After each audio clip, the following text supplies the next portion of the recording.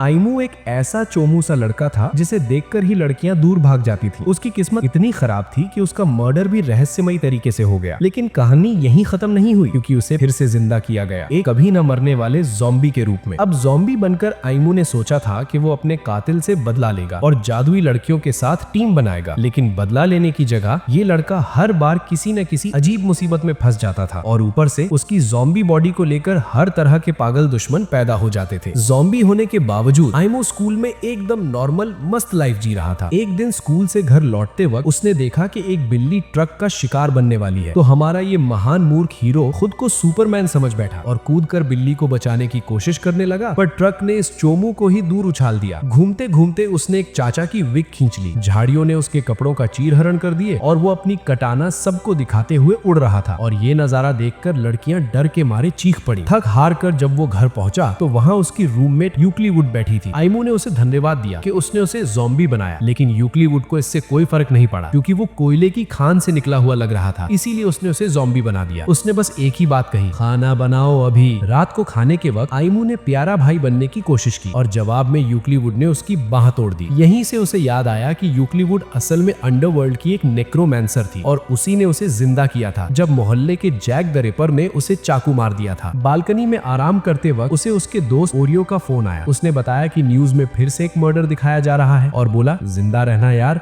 वरना मेरी फिजिक्स की कॉपी कौन बनाएगा। ये सुनकर आइमू फिर से शहर में घूमने निकल पड़ा। वो हर रात घर से बाहर निकलकर बैटमैन बनने की कोशिश कर रहा था ताकि अपने कातिल को ढूंढ सके। चलते चलते वो एक कब्रिस्तान पहुंच जाता है। ज़ॉम्बी होने के नाते ये जगह उसे बड़ी सुकून वाली लगती थी। वो सोच ही रहा था कि यहाँ एक सोफा रखवा ले कि तभी अचानक उसे एक पागल लड़की चेनसॉ लेकर किसी से लड़ते दिखती है। डर के मारे आइमू पीछे हट जाता है। तभी वो चेनसॉ वाली पागल लड़की सामने आ गई। वो सस्ते कॉस्प्ले में थी और वो चेनसॉ लेकर सीधा आइमू के ऊपर आ गिरती है। उस लड़की का नाम था हरुना। आइमू ने उसे सीधा सीरियल किलर कह दिया, लेकिन तभी जिस भालू से हरुना लड़ रही थी उसने आइमू को ऐसे नोच लिया जैसे वो कल का बासी हॉट डॉग हो। हरुना ने कहा कि वो इसका बदला लेगी और अपनी मैजिकल चेनसॉ चालू कर दी। उसने भालू के साथ साथ आइमू को भी काट डाला। कोलैटरल डैमेज, ये बोलकर उसने चैन से सांस ली। लेकिन दिक्कत ये थी कि आइमू अब भी जिंदा था। उसने बताया कि वो ज़ॉम्बी है। हरुना को यकीन ही नहीं हुआ, जबकि वो खुद को जीनियस मैजिकल गर्ल कहती थी। उसने बताया कि वो भालू एक मेगालो था और उसे मारने पर पॉइंट्स मिलते हैं। आइमू उसे और उसके काम को बेकार कह ही रहा था कि हरुना ने कहा, अब मुझे तुम्हारी याददाश्त मिटानी पड़ेगी। जैसे ही उसने जादू चालू किया उसके कपड़े गायब हो गए और साथ ही उसकी आखिरी बची हुई अक्ल भी। गुस्से में उसने आइमू को पीटना शुरू कर दिया, ये कहते हुए कि वो इतना संस्कारी है कि उसने उसकी पावर चुरा ली सिर्फ उसके ऑरेंजेस देखने के लिए। मार मार के उसने आइमू का चेहरा चावल के गोले जैसा सुझा दिया। फिर वो उसके साथ घर आ गई। घर पहुंचकर उसने बताया कि जब तक उसकी ताकत वापस नहीं आती आइमू को उसे अपने घर में रखना होगा। उसे बढ़िया खाना और स्नैक्स खिलाने होंगे ताकि उसकी चेस्टनट बढ़ सके। आइमू ने उसकी मुलाकात यूक्लिवुड से करवाई और उसे मोबाइल फोन चलाना सिखाया ताकि वो अपनी मैजिकल स्कूल की प्रिंसिपल को कॉल कर सके। अगले दिन स्कूल में धूप इतनी तेज थी कि आइमू पूरी तरह मम्मी बन गया, क्योंकि तेज धूप में ज़ॉम्बी मरने वाले हो जाते हैं। स्कूल के बाद ओरियो ने पूछा कि अब वो उनके साथ घर क्यों नहीं जाता। आइमू ने कोई बहाना बना दिया। उसने एक नई ज़ॉम्बी मूवी भी निकाली ताकि ओरियो को घर बुला सके। लेकिन आइमू जानता था कि अपने ठरकी दोस्त को ये दिखाना कि वो दो लड़कियों के साथ रहता है जिंदगी की सबसे बड़ी गलती होगी। ओरियो के जाते ही एक आदमी क्लास में घुस आया। उसने कहा, मुझे आइमू का बनाना चाहिए। ये सुनते ही आइमू डर गया और अपने बनाना को बचाने में लग गया। लेकिन वो आदमी और भी ज्यादा आक्रामक तरीके से आइमू की तरफ बढ़ने लगा। तभी अचानक खिड़की से हरुना कूद कर आई और बोली, तुझे दादाजी पसंद है क्या? ये सुनते ही उसने आइमू को बेवकूफ कहा, क्योंकि वो आदमी साफ साफ एक मेगालो था। अगले ही पल वो आदमी एक विशाल झींगा जैसे राक्षस में बदल गया। हरुना ने उसे बताया कि ये डबल ए क्लास का जारी है। वो झींगा राक्षस बोला कि उसे हरुना की जादुई ताकत महसूस हुई थी और उसने आइमू से पूछा कि उसके अंदर हरुना की मैजिक क्यों है। इसके बाद हरुना अपनी पूरी कोशिश करती है और पोज मारते हुए अपनी मैजिकल गर्ल फॉर्म में बदलने लगी। लेकिन वो रूप सिर्फ एक सेकंड चला। अगले ही पल उसका सारा आर्मर फिर से गायब हो गया और आइमू को फ्री में जन्नत का नजारा देखने मिल गया। तभी उस मेगालो ने सफेद धुंध छोड़ी जिसने पूरी क्लास को ढक लिया। उसने हरुना पर अपने पंजों से हमला कर दिया, ये कहते हुए कि उसे बिना ताकत वाली बेवकूफ मैजिकल लड़की की कोई जरूरत नहीं। लेकिन तभी आइमू बीच में कूद पड़ा, एकदम मीट शील्ड बनकर। मेगालो ने अपना एक विशाल पंजा उन पर फेंका, लेकिन आइमू ने उसे एक हाथ से रोक लिया। फिर उसने समझाया कि उसकी ज़ॉम्बी ताकत उसे अपनी पूरी शारीरिक क्षमता निकालने देती है, जो आम इंसानों के लिए नामुमकिन है। इसके बाद आइमू ने राक्षस पर ताबड़तोड़ मुक्के बरसाए, ऐसे वार जो उसकी सामान्य ताकत से 100% ज्यादा थे। हालांकि इस चलते उसकी बाह पूरी तरह टूट गई। फिर भी झींगा राक्षस वापस खड़ा हो गया। तभी तभी हरुना ने आइमू से कहा, मेरी चेनसॉ इस्तेमाल करो। उस चेनसॉ का नाम था मिस लीन। हरुना ने उसे बताया कि वो उसके अंदर मौजूद जादुई ताकत से मैजिकल गर्ल बन सकता है। वो उसे मंत्र बोलने का तरीका समझाने लगी और आइमू सच में मैजिकल गर्ल बन गया। हरुना ने कहा कि ये रूप उसकी पागल ऑफेंसिव ताकत के बराबर उसे काफी डिफेंस देगा। मिस लीन की ताकत से आइमू ने झींगा राक्षस को स्कूल के बाहर फेंक दिया और हरुना ने उसे बीच से काटकर खत्म कर दिया। लेकिन उसका फेरी जैसा सपना तभी डरावने नाइटमेयर में बदल गया। पूरे स्कूल ने उसे मैजिकल गर्ल आउटफिट में देख लिया था और सब उसकी फोटो खींचने लगे। ऊपर से हरुना ने आग में घी डाल दिया और उसे आधिकारिक तौर पर नई मैजिकल गर्ल घोषित कर दिया। खुशकिस्मती से आइमू ने जादू का इस्तेमाल करके सभी छात्रों की याददाश्त मिटा दी। इस तरह वो हमेशा के लिए ट्रोल और बुली होने से बच गया। अब पूरा एक हफ्ता गुजर चुका था और कोई नया मेगालो अटैक नहीं हुआ था। एक दिन स्कूल में आइमू ने वो लंच खोला जो हरुना ने उसके लिए बनाया था। वो देखकर दंग रह गया। खाना ऐसा लग रहा था जैसे गॉर्डन रैमजी के सबसे महंगे मेन्यू से आया हो। जैसे ही उसने एक निवाला लिया उसका दिमाग हिल गया। ये देखकर ओरियो भी खाने पर टूट पड़ा और देखते ही देखते पूरी क्लास ने उसका लंच हथिया लिया। बदले में उसे थोड़ा सा ब्रेड दे दिया ताकि बच्चा रोए ना। घर लौटकर आइमू ने हरुना की तारीफ की। हरुना ने मुस्कुराकर कहा, अब तुम खाना बनाओ। आइमू ने खाना बनाया और सब साथ बैठकर मजे से खाने लगे। तभी अचानक टेबल पर एक अजीब लड़की प्रकट हो गई। उसने सीधे कहा, मुझे मीसो सूप चाहिए। खाना खाने के बाद उस रहस्यमयी लड़की ने अपना नाम बताया, सैरफ। नाम सुनते ही आइमू को समझ आ गया कि ये किसी अजीब विदेशी जगह से आई है। सैरफ ने बताया कि वो shallow reversal secret sword technique में माहिर है। लेकिन आइमू उसकी बकवास सुन ही नहीं पा रहा था क्योंकि उसकी नजर उसके बेहद विशाल वॉर स्टॉपर्स पर अटकी हुई थी। सैरफ ने बताया कि उसका मिशन है यूक्लिवुड को निंजा गांव ले जाना और फिर उसने खुलासा किया कि वो एक वैम्पायर निंजा है। आइमू ये सब बकवास समझने की कोशिश ही कर रहा था कि यूक्लिवुड ने लिखकर उसे बताया, इसे यहाँ से भेज दो। सैरफ ने आइमू से पूछा कि वो यूक्लिवुड के लिए क्या है। आइमू ने कहा कि वो उसका एक तरह का गार्डियन है। ये सुनकर सैरफ ने यूक्लिवुड की सेवा करने की इच्छा जाहिर की। उसने कहा, मुझे सैरा कह सकते हो। लेकिन यूक्लिवुड ने मना कर दिया, ये कहते हुए कि उसे सिर्फ एक ही सर्वेंट चाहिए। सैरफ ने फैसला किया कि वो आइमू की जगह लेगी। उसने आइमू से कहा कि वो उसके साथ किसी सुनसान जगह चले जहाँ वो दोनों खुलकर हाथ आजमा सके। आइमू ने जवाब दिया कि मुझे किसी लड़की से लड़ना नहीं है। लेकिन सैरफ पीछे हटने वालों में से नहीं थी। उसने जोर देकर कहा कि आइमू को उससे मुकाबला करना ही होगा ताकि ये साबित हो सके कि यूक्लिवुड की सेवा करने के लिए उन दोनों में से ज्यादा काबिल कौन है। आइमू ने भारी मन से हामी भर दी। दोनों एक अधूरे कंस्ट्रक्शन साइट में आमने सामने खड़े थे। आइमू ने हरुना से कहा कि उसे उसकी मदद नहीं चाहिए। हरुना ने ठंडे लहजे में जवाब दिया, वैसे भी मेरा कोई इरादा नहीं था। आइमू ने सैरफ से पूछा कि क्या वो सच में उसे मारने का इरादा रखती है। सैरफ ने बिना हिचके कहा, हाँ, ये मेरे मिशन के लिए जरूरी है। उसने ये भी कहा कि आइमू कोई जिंदा इंसान नहीं है। ये सुनकर आइमू चौंक गया क्योंकि अब तक किसी में इतनी अक्ल नहीं थी कि वो ये समझ पाए। सैरफ ने कहा कि उसे ये बात अपनी निंजा स्किल्स से पता चली है और वो उन्हीं स्किल्स से उसे तब तक काटती रहेगी जब तक वो उठने लायक न बचे। उसने हवा में तैरते पत्तों को जोड़कर एक तलवार बना ली। आइमू ने उसे याद दिलाया, ज़ॉम्बी को भी दर्द होता है। सैरफ ने ताना मारा, तो क्या अभी से हार मान रहा है? आइमू ने जवाब दिया, मैं किसी सस्ते सुनाड़े की नकल को अपनी रानी मुझसे छीनने नहीं दूंगा। इतना सुनते ही सैरफ उस पर टूट पड़ी। वो बार बार तलवार से उसे चीरने की कोशिश करती रही। आइमू किसी तरह उसके हमलों से बचता रहा, लेकिन तभी वो अचानक हवा में गायब हो गई और फिर से अपनी शैलो रिवर्सल टेक्निक का ज्ञान झाड़ने लगी। अगले ही पल वो आइमू के पीछे प्रकट हुई और उसकी पीठ पर जोरदार वार कर दिया। आइमू जमीन पर गिर पड़ा और सैरा उसे नीचा दिखाने लगी। तभी उसे एहसास हुआ कि उसने उसकी ताकत को बहुत कम आंक लिया था। उसके सुपर फास्ट हमले आइमू पर भारी पड़ रहे थे और उसे हर वार से बचने में पूरी ताकत लगानी पड़ रही थी। सैरा ने उसका हाथ काट दिया और सीने में तलवार घोंपकर उसका खेल खत्म करने की कोशिश की, लेकिन आइमू ने अपनी ज़ॉम्बी ताकत से तलवार को पकड़ लिया जबकि वो उसके अंदर ही थी। उसने उसे रोकने के लिए तांगुरो स्पेशल लगाया और 250% ताकत से सीधे हेडबट मार दिया। दुर्भाग्य से इस वार से उसे खुद ज्यादा नुकसान हो गया। सैरा हवा में उड़ गई और ऊपर से शैलो रिवर्सल टेक्निक से दूर से हमले करने लगी। आइमू ने अपना हाथ फेंककर उसे हवा से नीचे गिरा दिया, लेकिन गिरते वक्त सैरा ने उसके सिर पर शुरिकेन फेंक दिया। इस टक्कर के बाद सैरा ने हार मान ली। ये उसकी वैम्पायर निंजा वाली शान थी और वो टेलीपोर्ट होकर वहां से गायब हो गई। जब आइमू और हरुना घर लौटे तो दोनों दंग रह गए। सैरा यूक्लिवुड को चाय परोस रही थी। आइमू ने पूछा कि वो वापस क्यों नहीं गई। सैरा ने शांत स्वर में कहा, यही अब मेरा घर है। उसने बताया कि अब उसे आइमू की सर्वेंट बनना पड़ेगा। ये सुनते ही आइमू ने मौके का फायदा उठाने की कोशिश की और अजीब अजीब हुक्म देने लगा, लेकिन सैरा ने उसे सीधे उसकी औकात दिखा दी। गंदा जानवर। उस रात आइमू अपने बिस्तर पर आराम कर रहा था। तभी सैरा छत से सीधे उसके कमरे में घुस आई। उसने कहा कि यूक्लिवुड ने अपना दिल बंद कर लिया है। आइमू ने कहा वो ऐसी ही है, लेकिन सैरा को लगा कि कुछ तो गड़बड़ है क्योंकि यूक्लिवुड ने उसके प्रस्ताव पर जरा भी ध्यान नहीं दिया। उसने आइमू से कहा कि वो इस बारे में कुछ करे और फिर चली गई। आइमू को याद आया कि 1 महीने पहले वो पहली बार उससे से मिला था। उसी पल वो उस पर फिदा हो गया था, लेकिन इम्प्रेस करने के चक्कर में क्रिस ब्राउन के डांस मूव्स दिखाते हुए बुरी तरह गिर पड़ा। वो उसे उठाकर हंसी, दोनों ने खुलकर बातें की और वहीं से उनकी दोस्ती शुरू हुई। उसी रात घर लौटते वक्त आयमू ने एक रहस्यमयी इमारत से एक औरत की चीख सुनी। हर हॉरर फिल्म के बेवकूफ किरदार की तरह वो अंदर चला गया। पहली मंजिल पर उसे खून के निशान दिखे। जैसे ही वो दूसरी मंजिल की ओर बढ़ा, उसका शरीर अचानक जकड़ गया। पीछे से कातिल प्रकट हुआ और उसे खून से भरा डोनट बना दिया। कई घंटों बाद वो एक कब्रिस्तान में जागा। वहाँ यूक्लिवुड ने बताया कि उसने अपनी नेक्रोमैंसर ताकत से उसे मरने से बचाया था और उसी ने उससे साथ रहने को कहा था। वापस वर्तमान में आयमू और लड़कियां खाने के वक्त मस्ती कर रही थी। तभी हरुना ने मजाक में कहा, आयमू मर जा। और उसी पल यूक्लिवुड ने सबका ध्यान अपनी तरफ खींच लिया। यूक्लिवुड ने हरुना को सख्त लहजे में कहा, ऐसे शब्द मजाक में भी इस्तेमाल मत किया करो। लेकिन हरुना ने अपनी बेवकूफी दिखाई और वही शब्द दोहराती रही। अगले ही पल यूक्लिवुड ने उसे जोर से एक थप्पड़ मारा और शांत आवाज में कहा, मौत दर्दनाक होती है। कुछ दिन बाद हरुना एक अजीब सपना देख रही थी। वो अपनी मैजिकल गर्ल फॉर्म में एक विशाल पुडिंग से लड़ रही। तभी एक अजीब अलार्म घड़ी ने उसका सिर चीरते हुए उसे जगा दिया। नाश्ते के टेबल पर सैरा ने पूछा कि घर में इतनी अजीब अजीब चीजें क्यों पड़ी रहती हैं? आयमू ने बताया कि उसके माँ बाप दुनिया के उन देशों से उसे चीजें भेजते रहते हैं जिनका नाम उसने कभी सुना भी नहीं था। उसने ये भी कहा कि वो दोनों उसे अकेला छोड़कर दुनिया घूमते रहते हैं। ये सुनकर सैरा बोली, शायद इसी वजह से तू इतना दुखी बेवकूफ बना है। इधर हरुना बहुत खुश हो गई जब उसने देखा कि फ्रिज में पुडिंग का आखिरी टुकड़ा पड़ा है। लेकिन जैसे ही उसने उसे उठाया, वहाँ यूक्लिवुड आ गई और उसने उसका हाथ पकड़ लिया। दोनों ने तय किया कि अब जेंगा खेलकर फैसला करेंगे कि पुडिंग किसे मिलेगी। सैरा भी खेल में कूद पड़ी, सोचते हुए कि अगर वो जीती तो पुडिंग को आधा आधा अपने और यूक्लिवुड के बीच बांट ले। घर में लड़कियां मजे कर रही थीं और दूसरी तरफ आयमू स्कूल में अपनी जान बचाने में लगा हुआ था। धूप इतनी तेज थी कि उसे क्लास में भी सिर पर छाता रखना पड़ रहा था, वरना वो भुन जाता। इधर ओरियो क्लास की लड़कियों को बोलिंग चलने के लिए मना रहा था, लेकिन सब ने मना कर दिया। आखिर में उसने आयमू से पूछा। आयमू को बोलिंग में जरा भी दिलचस्पी नहीं थी, लेकिन जब उसने लड़कियों को उनकी तरफ घूरते देखा तो दोस्त की इज्जत बचाने के लिए उसने हाँ कर दी। उधर घर में सैरा ने अपनी निंजा ट्रिक से जेंगा के ब्लॉक्स को ऐसे जमाया कि उसे कोई हिला ही ना सके। लेकिन हरुना ने अपनी चेन सॉ से ऐसा पागलपन वाला मूव किया कि खेल जीत गई। वो जीत का जश्न मनाने लगी। तभी सैरा ने याद दिलाया, ये खेल हारने वाले के लिए होता है, जीतने वाले के लिए नहीं। फिर उन्होंने शतरंज जैसा शोगी खेला। इस बार यूक्लिवुड आसानी से जीत गए। इसके बाद उन्होंने ट्विस्टर खेलना शुरू कर दिया। यूक्लिवुड स्पिनर घुमा रही थी और बाकी दोनों चटाई पर अजीब अजीब पोज में खड़ी थी और आयमू की बातें कर रही थी। इधर बोलिंग एली में आयमू और ओरियो आराम से टाइम पास कर रहे थे। तभी ओरियो ने लड़कियों को लेकर अपनी घटिया कल्पनाएं सुनानी शुरू कर दी। ये सुनकर आयमू को भी शर्म आ गई। अचानक उन्होंने देखा कि यूक्लिवुड, सैरा और हरुना बोलिंग एली में एंट्री मार रही हैं। ओरियो ने तुरंत उन पर शक की कहानियां बनानी शुरू कर दी, लेकिन आयमू डर गया क्योंकि अगर स्कूल वालों को पता चल गया कि वो इनके साथ रहता है तो उसकी जिंदगी खत्म। आयमू ने बाथरूम जाने की इजाजत मांगी, लेकिन ओरियो ने कहा, तेरी बारी है। तभी आयमू को समझ आ गया कि लड़कियों ने उसे देख लिया है। उसने चेहरा छुपाने की पूरी कोशिश की, लेकिन हरुना सीधे चिल्लाकर उसे बुलाने लगी। ओरियो को लगा कि हरुना उस पर फिदा है और वो ऑरा पॉइंट्स कमाने लगा, लेकिन उसकी गलतफहमी तब खत्म हुई जब हरुना सीधे आयमू से बात करने लगी। आयमू अपने दोस्त से भी ज्यादा होपलेस निकला। उसने जल्दी से एक अजीब सा मास्क पहन लिया और खुद को एस्टरिस्क मास्क आयमू बता दिया। लड़कियां आई और बोली, बेवकूफ, ये मास्क उतार। ओरियो पूरी तरह हिल गया। वो बार बार पूछने लगा, क्या तू इन्हें जानता है? सैरा ने सीधे कहा, ये मास्क पहनकर ज्यादा हैंडसम लग रहा है। अब ओरियो समझ गया कि आयमू इन्हें जानता है और हरुना ने मामले को और बढ़ा दिया, ये कहकर कि वो सब एक ही घर में रहते हैं। ये सुनकर तो ओरियो पूरी तरह हिल गया। वो आयमू से सब कुछ समझाने को कहने लगा और जब आयमू ने सच बताया तो ओरियो को बुरा लगा कि उसका सबसे अच्छा दोस्त इतना बड़ा और मजेदार राज उससे छुपाए बैठा है। जब आयमू ने माफी मांगी तो ओरियो ने कहा कि कोई बात नहीं। फिर उसने अजीब सी मुस्कान के साथ पूछा, वैसे तू उनके साथ कितनी दूर तक गया है? ये कहते हुए उसके दिमाग में आयमू और लड़कियों के बीच कुछ ज्यादा ही गंदे सीन चलने लगे, इतना कि उसने गुस्से में अपना सिर बोलिंग बॉल पर बार बार मारना शुरू कर दिया। खून से लथपथ सिर के साथ वो बोला, यार मुझे तुझसे जलन हो रही है। आयमू ने तुरंत कहा, जलने जैसा कुछ नहीं है। अगर मैंने कुछ भी उल्टा करने की कोशिश की तो मुझे सैंडबैग बना दिया जाएगा। लेकिन ओरियो की जलन कम नहीं हुई। उसने आयमू को बोलिंग का चैलेंज दे दिया। शर्त ये थी कि अगर ओरियो जीत गया तो वो भी उनके घर में रहेगा, लेकिन आयमू ने उसे आसानी से हरा दिया। तभी ओरियो के फोन पर एक लड़की का मैसेज आया जिसमें उसे बड़ी प्यारी भाषा में मिलने बुलाया गया था। समझ रहे हो ना ये कौन सा टाइम है? और ओरियो सीधा हॉस्पिटल पहुंच गया। रास्ते में ओरियो ने आयमू को बताया कि वो इसलिए साथ चल रहा है क्योंकि जिस लड़की ने मैसेज किया था उसका नाम क्योको है और वो उसे देखना चाहती है। उसने साफ कहा, क्योको मेरे लिए बहन जैसी है, अगर तूने कुछ भी उल्टा सोचा तो तुझे जिंदा छीन दूंगा। आयमू ने पूछा, क्योको हॉस्पिटल में क्यों है? तो ओरियो ने बताया कि वो उसी असैसिन की शिकार है। जब वो क्योको के कमरे में पहुंचे तो क्योको ने आयमू से पूछा, क्या तुम्हें मैं मिडिल स्कूल से याद हूँ? हूँ। आइमू ने कहा कि उसे याद नहीं। जब उसने देखा कि उसकी हालत थोड़ी बेहतर हो चुकी है तो क्योको ने बताया कि हॉस्पिटल से निकलने के बाद वो क्योको में अपने दादाजी के साथ रहे। उसने ओरियो का धन्यवाद दिया कि वो आइमू को साथ लाया। फिर ओरियो बाहर चला गया ताकि उन्हें अकेले बात करने का मौका मिले। आइमू ने क्योको से कहा, क्या तुमने उस इंसान को देखा था जिसने हमला किया? डरती हुई आवाज में उसने हाँ कहा। जब आइमू ने पूछा कि असैसिन कैसा दिखता है तो क्योको ने बताया उसकी आंखें नीली थी, बहुत सुंदर नीली आंखें और कुछ और बातें। ये सुनकर आइमू समझ गया कि वो यूक्लिवुड की बात कर रही है। उसका चेहरा उड़ गया। क्योको ने पूछा, क्या तुम उसे जानते हो? आइमू ने बस इतना कहा, जिसकी मैं बात कर रहा हूँ वो बोल नहीं सकता। आइमू की नजर उसके बिस्तर के नीचे रखी लकड़ी की तलवार पर पड़ी। क्योको ने बताया कि ये उसके दादाजी ने दी है ताकि अगर असैसिन वापस आए तो वो खुद को बचा सके। डर के मारे वो आइमू से चिपक गई और बोली कि उसे बहुत डर लग रहा है कि कहीं वो वापस न आ जाए। आइमू के रोंगटे खड़े हो गए क्योंकि हो सकता था कि असैसिन सच में यूक्लिवुड ही हो। कुछ दिन बाद हारुना फूड वॉर्स से सीखे हुए सारे दांव पेच लगाकर डिनर बना रही थी और आइमू यूक्लिवुड को देखता हुआ हॉस्पिटल वाली बातों के बारे में सोच रहा था। उन्हें पता नहीं था कि घर के बाहर कोई रहस्यमयी शख्स उन्हें देख रहा है। डिनर ऐसा बना कि सबकी समझ के बाहर था। आइमू ने हारुना से पूछा कि क्या बना दिया? हारुना ने कहा, सारा ने मेरी मदद की थी। सारा ने गर्व से कहा, ये मेरी पहली कुकिंग थी। आइमू जरा चखो। आइमू ने चॉपस्टिक्स उठाए लेकिन वो पिघल गए। सारा बोली, मेरा खाना इतना ताकतवर है कि कमजोर चीजों से खाया ही नहीं जा सकता। उन्होंने जबरदस्ती आइमू को वो गोबर जैसा खाना खिला दिया। वो हर चीज को पिघला रहा था। बस एक घूंट में आइमू का स्मर्फ जितना दिमाग किसी और डायमेंशन में चला गया। जब आइमू होश में आया तो लड़कियां बोली, हमें भूख लगी है। आइमू ने तुरंत पिज्जा और सी फूड ऑर्डर कर दिया। तभी हारुना ने फोन छीना और अपने इंस्ट्रक्टर डाई को कॉल किया। फोन पर उसने बताया कि उन्हें वो आर्टिफैक्ट अभी तक नहीं मिला जिसे वो ढूंढ रहे थे। जब सारा ने पूछा कि वो आर्टिफैक्ट क्या है तो हारुना ने कहा, उसे फियर कहते हैं। तभी डोरबेल बजी। आइमू ने सोचा, इतनी जल्दी डिलीवरी आ गई, लेकिन उसे क्या पता था कि असली मुसीबत अभी दरवाजे के उस पार खड़ी है। लेकिन दरवाजा खोलते ही पता चला कि वो डिलीवरी वाला नहीं था। वहाँ खड़ा था एक रहस्यमयी कुत्ते जैसा आदमी जो कई दिनों से उनके अपार्टमेंट के बाहर घूमता दिख रहा था। उसका नाम था सर्बरस विज़र्ड। आइमू ने डरते डरते पूछा, क्या तू डोबरमैन है? इस पर सर्बरस ने बताया कि वो कोई आम कुत्ता नहीं बल्कि एक मेगलो है। वो अंडरवर्ल्ड का वॉचडॉग है जिसका काम है दूसरी दुनिया में जाने का रास्ता खोलना और किसी को वापस बाहर ना निकलने देना। सर्बरस ने यह भी कहा कि आइमू अंडरवर्ल्ड में जाकर वहां से भाग निकला था। ये सुनते ही आइमू को समझ आ गया कि ये भारी भरकम कुत्ता उसे वापस नरक में घसीटने आया है। दोनों आमने सामने हो गए। लड़ाई शुरू हुई और देखते ही देखते लड़ाई लिविंग रूम तक पहुंच गई। सर्बरस ने आइमू की बाह घायल कर दी। तभी यूक्लिवुड ने अपनी जादुई ताकत से आइमू की बाह ठीक कर दी। ये देखते ही सर्बरस चौंक गया और उसने तुरंत यूक्लिवुड को पहचान लिया। वो उसकी मास्टर थी। जब यूक्लिवुड ने आइमू के साथ पूरी बात समझाई तो सर्बरस ने माफी मांगी। जाते जाते उसने कहा, मैं उस इंसान की आत्मा लेने जा रहा हूँ जो इस इलाके में मारा गया है। ये सुनते ही आइमू सतर्क हो गया क्योंकि इसका मतलब था असैसिन फिर से सक्रिय हो चुका है। आइमू चुपचाप सर्बरस के पीछे चल पड़ा। दोनों एक ऊंची छत पर पहुंचे। वहाँ सर्बरस ने बताया कि जब भी यूक्लिवुड किसी को ठीक करती है तो उस इंसान का दर्द वो खुद महसूस करती है। यानी जब उसने आइमू को ठीक किया तो वही दर्द उसने भी झेला था। सर्बरस ने आगे कहा कि यूक्लिवुड कोई आम अस्तित्व नहीं है, वो हर चीज के केंद्र में है और उसने आइमू को इसलिए ठीक किया क्योंकि वो उसे भी एक खास इंसान मानती है। फिर वो दोनों क्राइम सीन पर पहुंचे। वहाँ एक खून से लथपथ लाश पड़ी थी। सर्बरस ने बताया कि आत्मा अब वहाँ मौजूद नहीं है। उसने ये भी बताया कि हाल ही के दिनों में कई आत्माएं अंडरवर्ल्ड तक पहुंच ही नहीं रही हैं। उसका अंदाजा था कि किसी ने उन आत्माओं की बलि चढ़ाई है ताकि वो बेहद ज्यादा ताकत हासिल कर सके। आइमू ने पूछा, किसके लिए? सर्बरस ने जवाब दिया, जिसे the king of the night कहा जाता है। अचानक तलवार पकड़े हुए असासिन सामने आ गया और आइमू पर हमला कर दिया, लेकिन सर्बरस बीच में कूद पड़ा और उसे बचाने की कोशिश की। दुर्भाग्य से दोनों को एक साथ ढेर कर दिया गया, एकदम कबाब की तरह। आइमू को एहसास हुआ कि उसका शरीर हिल नहीं पा रहा है, बिल्कुल वैसा ही जैसा पहली बार मरते वक्त हुआ था। वो असासिन का चेहरा भी ठीक से नहीं देख पाया था। दोनों जमीन पर गिर पड़े थे। तभी सर्बरस ने आइमू से आखिरी बात कही, यूक्लिवुड का ख्याल रखना, और ये कहते ही वो शून्य में गायब हो गया। जब आइमू घर लौटा तो उसने यूक्लिवुड से असासिन से हुई मुठभेड़ के बारे में बताया। फिर उसने पूछा, तुम अपनी भावनाओं को इतना दबा कर क्यों रखती हो? यूक्लिवुड ने लिखकर जवाब दिया कि अशांति और अनिश्चितता उसकी जादुई ताकत को बेकाबू कर सकती है। ऐसा होने पर किस्मत की डोर हिल सकती है और हकीकत बदल सकती है। उसने बताया कि वो निजुको का रोल प्ले नहीं कर रही थी, बल्कि इसलिए चुप थी क्योंकि उसके शब्दों में जादू छुपा हुआ था। उसे खुद नहीं पता होता था कि उसकी कौन सी बात जादुई असर डाल देगी। इसीलिए उसने फैसला किया कि वो अब कभी एक भी शब्द नहीं बोलेगी। एमू ने पूछा कि कम से कम आवाज तो निकाल सकती हो, लेकिन उसने मना कर दिया। उसने समझाया कि जब उसके शब्द जादू बनते हैं तो उसके सिर में तेज दर्द होने लगता है और ऐसा दर्द वो दोबारा नहीं झेलना चाहती। उसने ये भी बताया कि उसका खून अमरता देता है क्योंकि उसके दिल से बेहद ज्यादा ताकत निकलती है और इसी वजह से वो अपने गॉन्टलेट्स और प्लेट आर्मर पहनती है ताकि अपने जादू को दबा सके, क्योंकि उसकी ताकत उसकी मर्जी से नहीं चलती। उसने ये भी कहा कि उसकी ताकत मरने के बाद भी काम करती रहेगी। ये सुनकर एमू बोला, ये तो बहुत बड़ी गड़बड़ है। इतना सुनते ही वो रोने लगी। उसने कहा कि शायद एमू उससे नफरत करता है। ये सुनकर एमू भड़क गया और बोला, ऐसा क्यों बोल रही हो? उसने कहा कि उसकी भावनाएं एमू पर सबसे ज्यादा असर डालती हैं और वो खुद को मॉन्स्टर कहने लगी। लेकिन एमू ने कहा, नहीं, तुम्हें तुम एक बहुत दयालु लड़की हो। उसने डरते हुए पूछा, क्या मैं तुम्हारे साथ रह सकती हूँ? तब एमू ने उसकी ही तरह कागज पर लिखकर जवाब दिया। उसने लिखा, जब मन करे हंस लिया करो, और वादा किया कि चाहे कुछ भी हो वो उसका साथ कभी नहीं छोड़ेगा। चाहे सामने फियर का किंग हो, न्यूक्लियर मिसाइल्स हो, या फिर खुद गोकू ही क्यों ना हो, वो उसके साथ रहने के लिए सब झेलने को तैयार था। लगता है ये चमन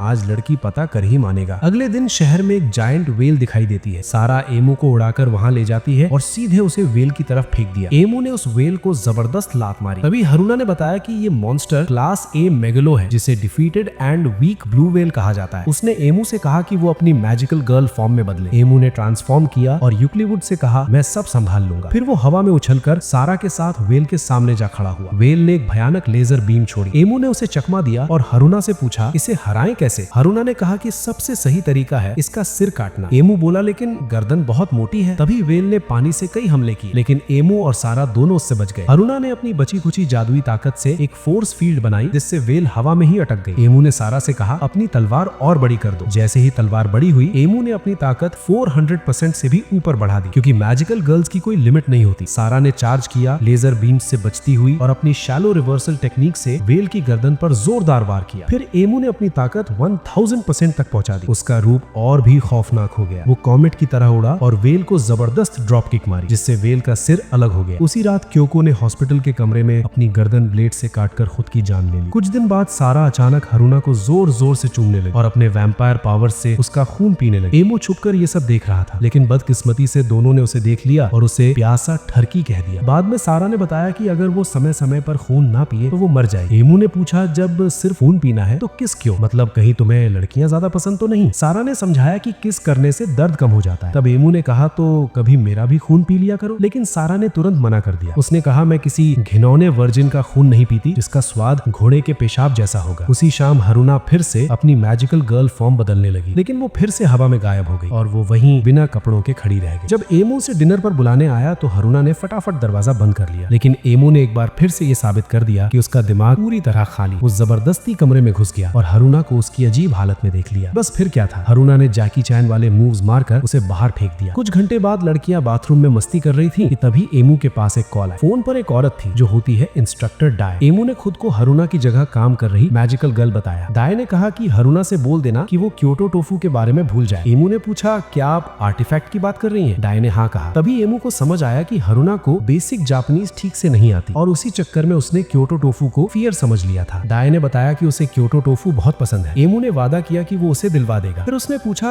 हरुना टोक्यो क्यों आई, क्योटो क्यों नहीं? डाय ने बताया कि उसने हरुना को क्योटो टोफू लाने के लिए क्योटो भेजा था। एमू ने पूछा, तो आप खुद क्यों नहीं मंगवा लेती? डाय बोली, मैं ज्यादा खर्चा कर चुकी हूँ, क्रेडिट कार्ड भी काम नहीं कर रहा, इसलिए डिलीवरी पर ही पेमेंट करनी पड़ेगी। एमू ने मजाक उड़ाते हुए कहा, हरुना खुद को जीनियस कहती है जबकि उसका IQ एक गधे जितना है। इस पर डाय ने समझाया कि हरुना लोगों और चीजों के नाम इसलिए नहीं भूलती क्योंकि उसे याद नहीं रहते, बल्कि इसलिए भूल जाती है क्योंकि उसे उनमें इंटरेस्ट ही नहीं होता। और हैरानी की बात ये थी कि हरुना को एक नाम याद था और वो नाम था एमू। तभी कॉल कट गई क्योंकि हरुना आ गई थी और बेवकूफी करने लगी। थोड़ी देर बाद एमू को फिर से कॉल आई, इस बार क्योको की। उसने बताया कि वो फाइनली हॉस्पिटल से बाहर आ चुकी है। एमू ऐसे रिएक्ट करने लगा जैसे फोर्टनाइट का कोई बेवकूफ कैरेक्टर हो। उसने कहा कि कल रात मिलते हैं, मैं एक बढ़िया जगह जानता हूँ। अगले दिन सूरज इतना तेज था कि एमू की मेंटल और फिजिकल ताकत 3 साल के बच्चे जितनी हो चुकी। वो स्कूल में इधर उधर पड़ा रहा, क्योको से मिलने का इंतजार करता हुआ और मन ही मन दुआ करता रहा कि सूरज फट जाए। शाम को एमू मीटिंग स्पॉट पर पहुंचा, जो कि एक कब्रिस्तान था। उसे याद आया कि यूक्लिवुड ने जाते वक्त कहा था कि घर पर ही रहना। उसे ये भी याद आया कि हरुना उसका पीछा करने आई थी और जब उसने उसे देख लिया तो वो गुस्से में वहां से भाग गई। वो सोच ही रहा था कि तभी क्योको आ गई। उसने उसे क्योटो टोफू दिया जो एमू ने मंगवाया था। एमू ने माफी मांगी कि उसे इतनी अजीब जगह बुला लिया। क्योको ने कहा, कोई बात नहीं, तुम्हारे साथ समय बिताना यही काफी है। एमू शर्मा गया और पूछा, टोफू के कितने पैसे देने हैं? क्योको बोली, पैसे नहीं चाहिए। ये सुनकर एमू ऐसे उछलने लगा जैसे कोई डिल्यूजनल लड़की जस्टिन बीबर को देखकर एक्साइटेड हो जाती। जब क्योको ने उसकी गर्लफ्रेंड के बारे में पूछा तो एमू ने कहा, मेरी गर्लफ्रेंड नहीं है। तो क्योको ने कहा, मुझे ही अपनी गर्लफ्रेंड बना लो। एमू सोच ही रहा था कि तभी क्योको उसके पास आई और अचानक उसकी पीठ में तलवार घोंप दी। उफ,